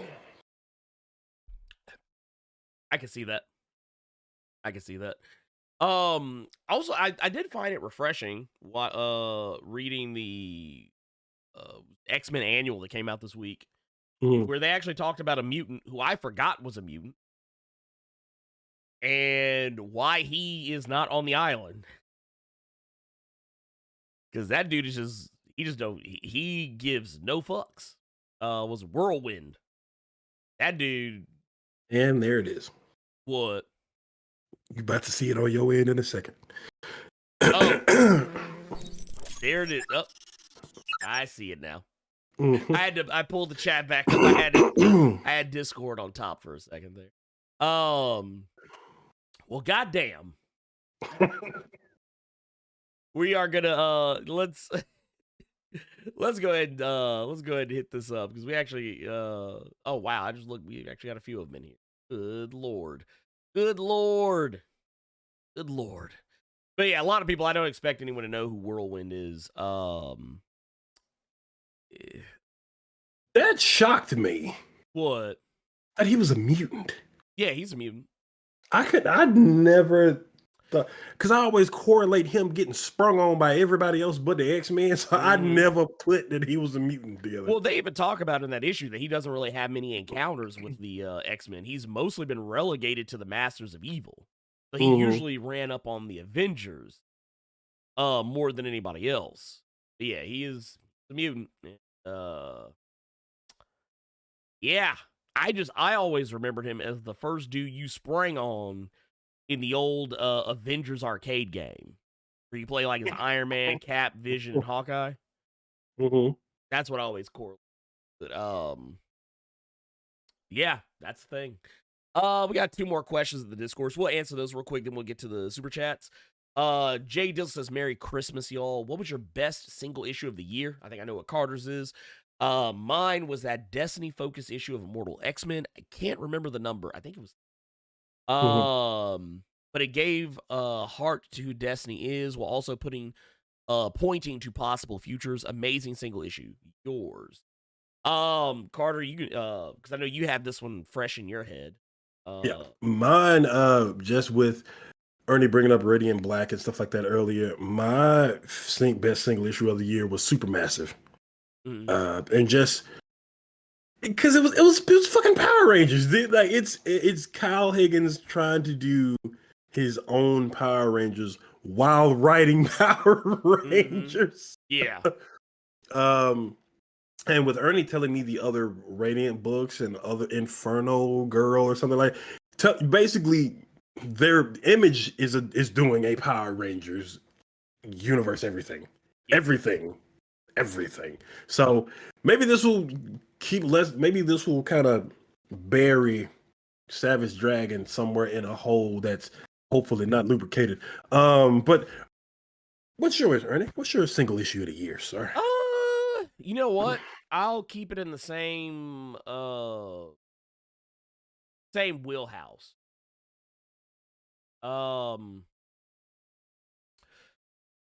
For me, I guess it would have to be Radiant Black.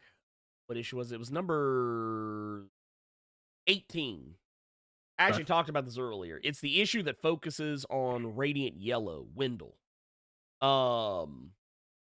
Which you're kind of like you're seeing his life, like once again his past, his present, and his future.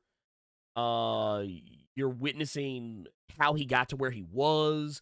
You've seen him struggle with being a parent and being a husband, and just how knowing what's going to happen in the future and in the past, and being able to see time and ways people can't normally comprehend, how it kind of messed with him. Not to mention, Wendell's kind of like just the old black guy in the group. It's kind of funny to see him interacting with these infinitely younger characters. It's like I think because Radiant Pink is like in her early 20s. She's like a Twitch streamer. Nathan and Marshall in their early 20s. Satomi, who's Radiant Red, I think she's in her like mid to late 20s, maybe, if that. Wendell is just that dude. Like, he kind of reminds me, like, remember Abbott Elementary? Yeah. Like how the janitor, how he's just always there, just spouting wisdom Mm-hmm. from strange places. That's what Wendell reminds me of in Radiant Black. He just shows like, yeah, he's like, yep, this is the thing. And then we got last one from the Discord. Last one from the Discord here. Prince of Apathy said, Rob said on Twitter this week that everyone should look out if he got superpowers. Would you be any different? I saw that tweet, and which is why I responded to that tweet saying he's probably going to get Black Bolt's powers. Oh, hey, it would be poetic, wouldn't it? Wouldn't it? But no, you don't have to look out for any powers for me. Not until I move back home, and then I'll have my latent abilities which are the powers of persuasion when it comes to Caucasian women. But that's a whole different conversation. Anyway, you would not have to look out for me. I would largely keep to myself. I wouldn't like, I know a lot of times people say, oh man, I would be on some supervillain shit. It's like, not really. Not me. I would probably, depending on what the power was, I would use it in some way to advance my own fortune if I could. Mm-hmm. But beyond that, I wouldn't really be like a public face. Like, I wouldn't use it to make myself more available than what I already am. That makes any sense. Yeah. Let's get to where we're in the questions from the chat section. We got Chi-Town Dan, the Night Skin King, with $5 says Merry Christmas. Here's a little something for the Ernie and Carter Needs Some NyQuil Fund. Hey, I got my tussin right here. Oh God. Got my tussin right there. EM Max. I'm gonna pop this bottle as soon as it's over. I'm gonna take a huge swig. Yeah. And we'll probably be passed out. It says get them likes up or I'm sending Hans Gruber to y'all crib. Hey, man. Hans Gruber's a whole problem. We got one for Tubes of One with the $2 says they gave Mary Jane the Omnitrix. Pretty much. Oh, bruh. They pretty much did.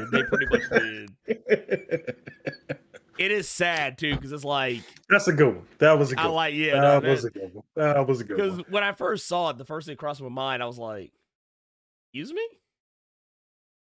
I was like, please tell me they're gonna explain this somewhere in an issue of Spider-Man somewhere. And I know you said pudding, but that was snot. It looked like snot. It looked like, I'm sorry. Well, because it was great, but you know, honestly, if it was brown, it would have looked like doo-doo. So I get why they went that way. Reminded me of that. As soon as I saw that picture when you pulled it up, I said that just reminded me of that old Sega Genesis game, Booger Man. Yeah, that game was gross. It's very gross. Anyway, we got one from Ken Shin with the $1.99 says, cool channel. Thanks for sharing. Happy holidays. Hey, we appreciate you, pimp. We appreciate you. And then we got another one here from Jonathan Moda with the $99.99 hitting us for max damage in Final Fantasy. Just simply saying, happy holidays, man. Thank you. We are eternally grateful. That said, I'm not saying any questions. There's more people laughing at us or talking amongst themselves. I mean, that's fine. I'm perfectly okay with that. Well, here's one question for you. Okay. Saying that you wanted a Megazord, right? Yes. As a gift. Which Megazord? Because not all Zords are up to snuff. That is true. You know what?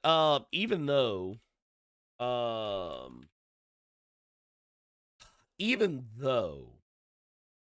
it was never used particularly well. Even though. Okay. The one, excuse me, Jesus, that came out. Yeah, I'm there too. I'm there too. But no, the one that kind of comes to mind, Mhm. excuse me, some will probably know it as the Shogun Megazord. Mm. Actually, I actually have an image here. John Battle, thank you for that fiver, sir. Ooh, might be able to use that on Fiverr here. I got some things I need to get.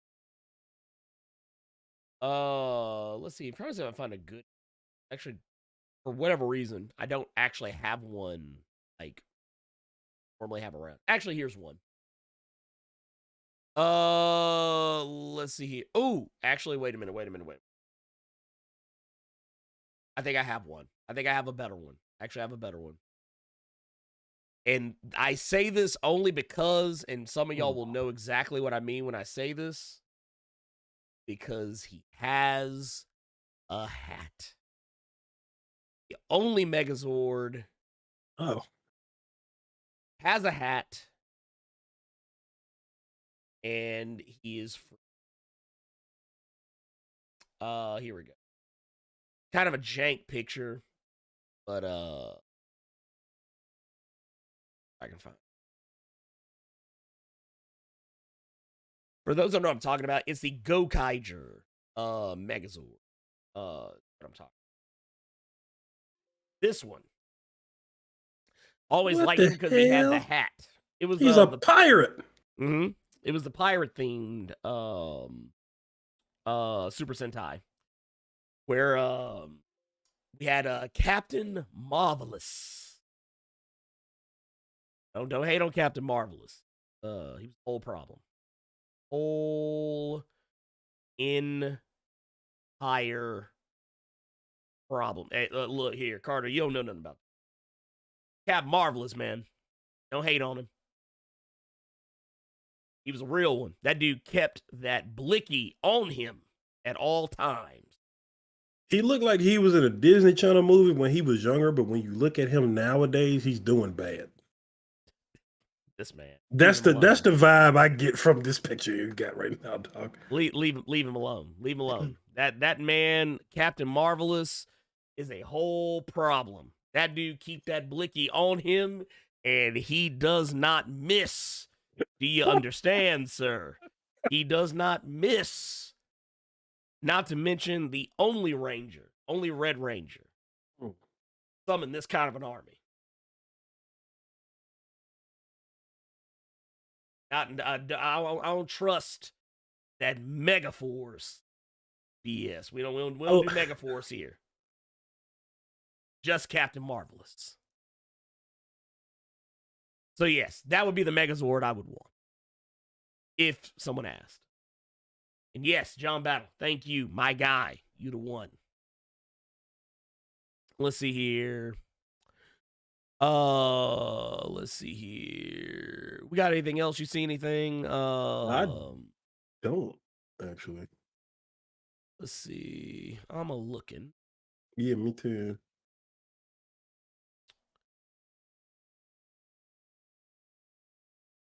This is more of a statement, but yeah, this is actually what Chi-Town Dan's talking about. That's how I learned that Whirlwind was a mutant. Got you. I've never seen that series. The best Avengers cartoon you will ever see. Let's see here.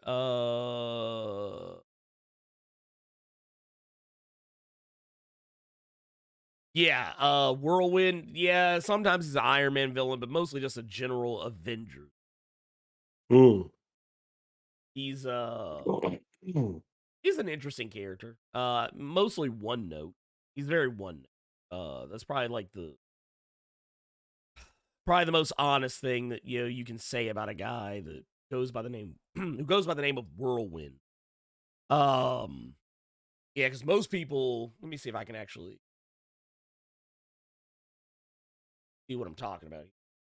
Most people don't ever think much of of this guy. Oh yeah, most people typically don't.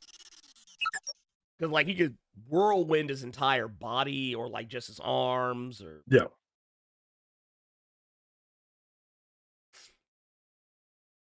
let's see here.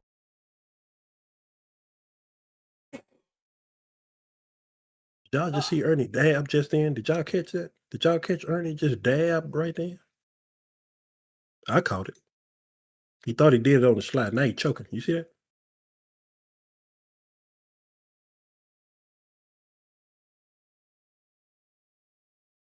First of all, I'm gonna need you to wash your hands since you want to wipe your nose and whatnot. Second of all, I'm gonna need you to take your mic off mute, my good man. My bad. That was well, I muted it so like no one would actually hear how disgusting it sounded. Thank you. But yeah, no, I will while we keep hand sanitizer. Let's see what else we got here. We got Jonathan Stewart here. The $5 says, Merry Christmas, Happy Holidays. You guys think the new hate James Gunn will affect the box office of Guardians of the Galaxy 3? Not even a little bit. Everyone stay safe and warm. You see, the people who are mad about the stuff going on in DC don't like Marvel movies. So they weren't going to go see them anyway, if they saw them at all. All right, real quick. We just got a 50 bomb from the Red Rory. Ooh. That's a new name. The only Rory I know is Gilmore. Gotta say, Dragon Zord and close second be the Space Rangers Megazord. I liked that one. I like that one. Let's see here. Yes, I will be washing my damn hands after this. Don't you worry. Let's see here. Your thoughts on Marilyn Moonlight's reveal in the new Superman series by Joshua Williamson? She's technically looking like Superman's black Catwoman. See, okay, so I always get concerned when stuff like this happens because I remember when Bendis took over, he introduced a black character. And I don't think anything really much came of her. But I mean, she looks interesting. I definitely Carter, have you seen her? I do. I read lips really well. Not that well. Yeah. I don't know who that is. I've never heard of the character, but Superman's black Catwoman, I feel like it shouldn't work because the thing with Catwoman is there's some like chemistry there going on.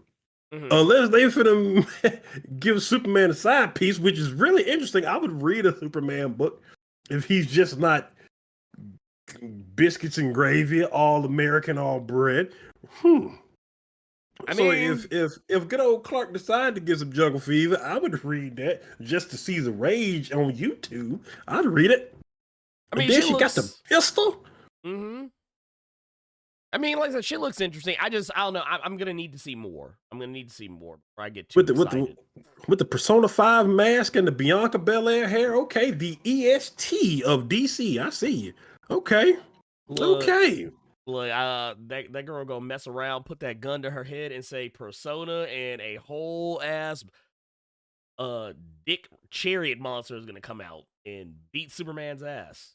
Danger. Let's see here. Rory, you say you get that a lot. It's all good. All right, I was gonna say Rory and Maul, but you might not be a ginger, and I didn't want to be disrespectful. So, but no, I'm interested. Like I said, I'm always hesitant. With that sort of stuff. Let's see here what we got. Let's see here. Halle Berry stole Superman. Jamal Campbell designed her. I can tell because I can see his art style like all over. Which I like Jamal Campbell. He's one of my favorite artists. Let's see here. Let's see here. Oh, Venom Absolute said, "What up, Blerd Cave, and happy holidays to y'all, beautiful people. Hopefully, Iceman's super move didn't mess up y'all mess up your plans. Lord, did it ever? Well, actually, all it did is just manage to make me sick. Jesus. Also, I did find it funny. I loved the By Beast jokes in X-Men Annual this week. Oh God. Bobby was on one. He's like, "Hey man, it's okay, man. You live your truth. Like, live your truth." Like, I don't know. It's one of those things. It's one of those names. By Beast. It's like y'all didn't think about that name when y'all made that character. You can tell that was a character that was made in the 60s. Go Kusher, Baby Father said, "What if she's the Black Lois Lane from another universe?" Yeah, it's probably, well, if she's the Black Lois Lane from Earth 23. So I guess you just gonna say you're just gonna say she came from the same universe Issa Rae Spider-Woman came from, huh? Mm. Huh? Hey, they all know each other. They all know each other. We know that. You know that, Carter. You know better than anybody. They all know each other. Why do I know better than anybody? I don't know. What the hell? I have no idea. You tell. I don't know what the fuck I'm talking about at this point. Let's see here. I'm going back and looking. Oh, Carter, that's why. I'll ask you a question. Okay. Did you see the Invincible Emma Frost cover? Look on your face is telling me you have not. Now, you're meaning like Mark Grayson Invincible? No. Talking about this. Okay, so I did see that in the chat. Somebody was saying, okay, that's a thing, really. Mm-hmm. Okay. Emma Frost is going to be showing up in Invincible Iron Man #5. I mean, that's cool.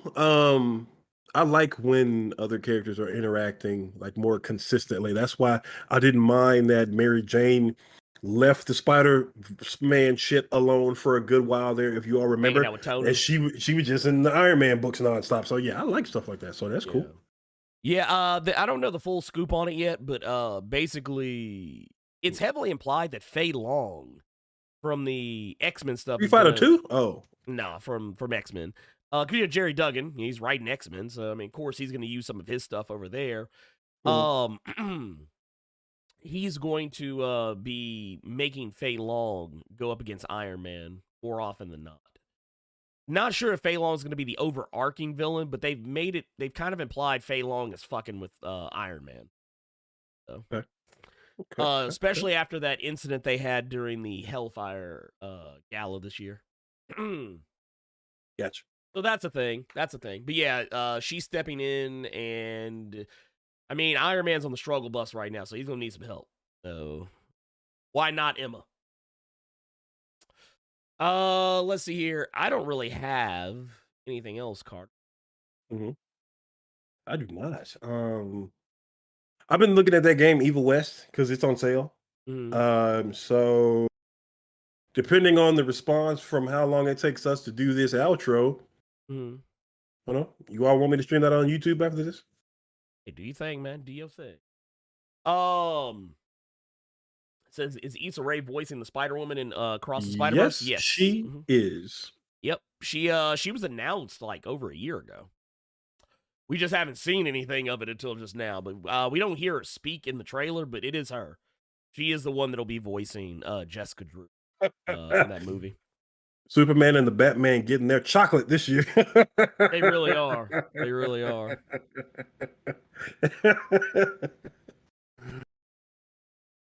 Oh, Lord. Look. BS filtration. Y'all talking about Superman stepping out on Lois, and I keep hearing cameo strange. Superman saying, and I like it. Oh, my God. How do you think Hardware and Icon's going to do? I think it's going to do fine. I think it's going to be good.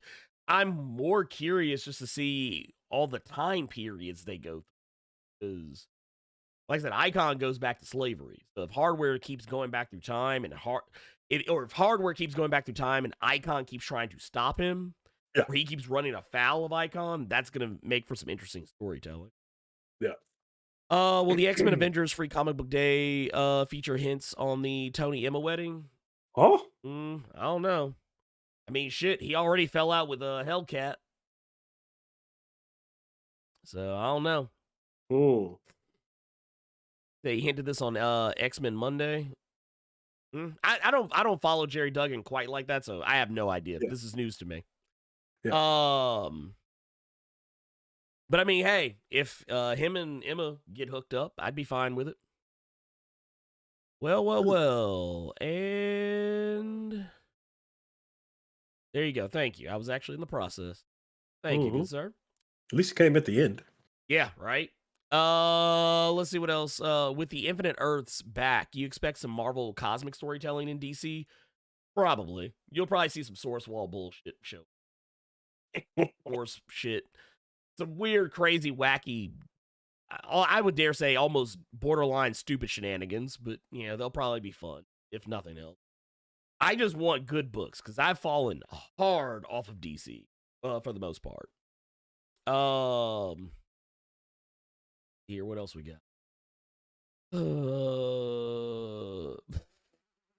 Emma looking like Nikita Lyons. Dude, so I didn't know about her political stuff because I don't care about her political stuff. I just care about the yams. Yes. But I did catch a YouTube comment. It made me ugly laugh for a little bit. Because of her political stuff and how she feels about vaccinations and things like that. Do you know that people have started calling her MAGA the Stallion? I believe it. I believe it. It gets me every time. Bruh. Oh, man, because even with how she feels about certain things, those are her opinions. She still got to catch it. I'm sorry. But yeah, MAGA the Stallion. It gets me every time. Oh, man. Shit, I swear. Yeah, it's one of those deals where, like, I'm not surprised. I'm not surprised at all. I'm not surprised at all. But, yeah, it's, I don't know. It is what it is. I just choose to, I think it's just better when she doesn't talk. That sounds terrible and problematic, but, I mean, honestly, it does. it's the truth, because the more she talks, the more I'm just like, you're a fucking idiot. No, that's not her. Not with her. Cause you talking about Lacey Evans now. I saw all her stupid shit on Twitter. Oh no, week. I knew she was that way. I mean, dude, she's a Southern white woman who served in the military. I am unsurprised by anything that she says. Well, here's the question for you, and I think this will be a good way to end it. This is from Bill 93505. When you try out Marvel Snap, what names will your deck of cards be? I'm assuming this is more so in the sense of like you possibly streaming it at some point. Got you. I mean, right now my decks have basic ass names. Like my Moon Devil, my Moon Girl Devil Dinosaur deck is just called Moon Devil. My Destroyer deck is just called Destroyer. My Zola deck is just called Zola, so on and so forth. But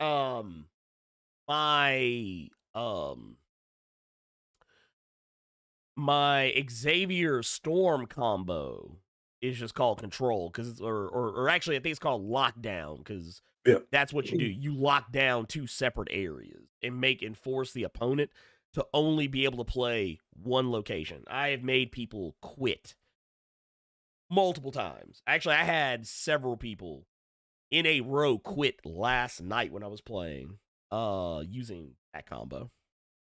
Before I stopped playing that game and uninstalled it, my Storm, Ironheart, and Blue Marvel deck that I had made up, I just called it Blackish. Man. Oh, did I tell you I just got Thor and Jane, both Jane Foster and Thor Odinson. So Need to go ahead and stream it. I probably will. I was gonna stream a few days ago, and then my computer crashed. Yeah, that was a sign. We'll answer a couple more, and then we'll get out. Let's see. We got Jerome says, how long before we're introduced to Moreland and then his inheritors in the MCU? Probably. I don't foresee that. I think you'll see them quicker in the Spider-Verse movie than you will in the MCU. Yeah. And then BS Filter says, if you guys could transport one item or person between DC and Marvel, what would they be? I would send Superman. No, I wouldn't. No, I wouldn't. You know what I'd do? I would send Daredevil to DC so that he can show them how to street level correctly. I would send... You know what? I would send I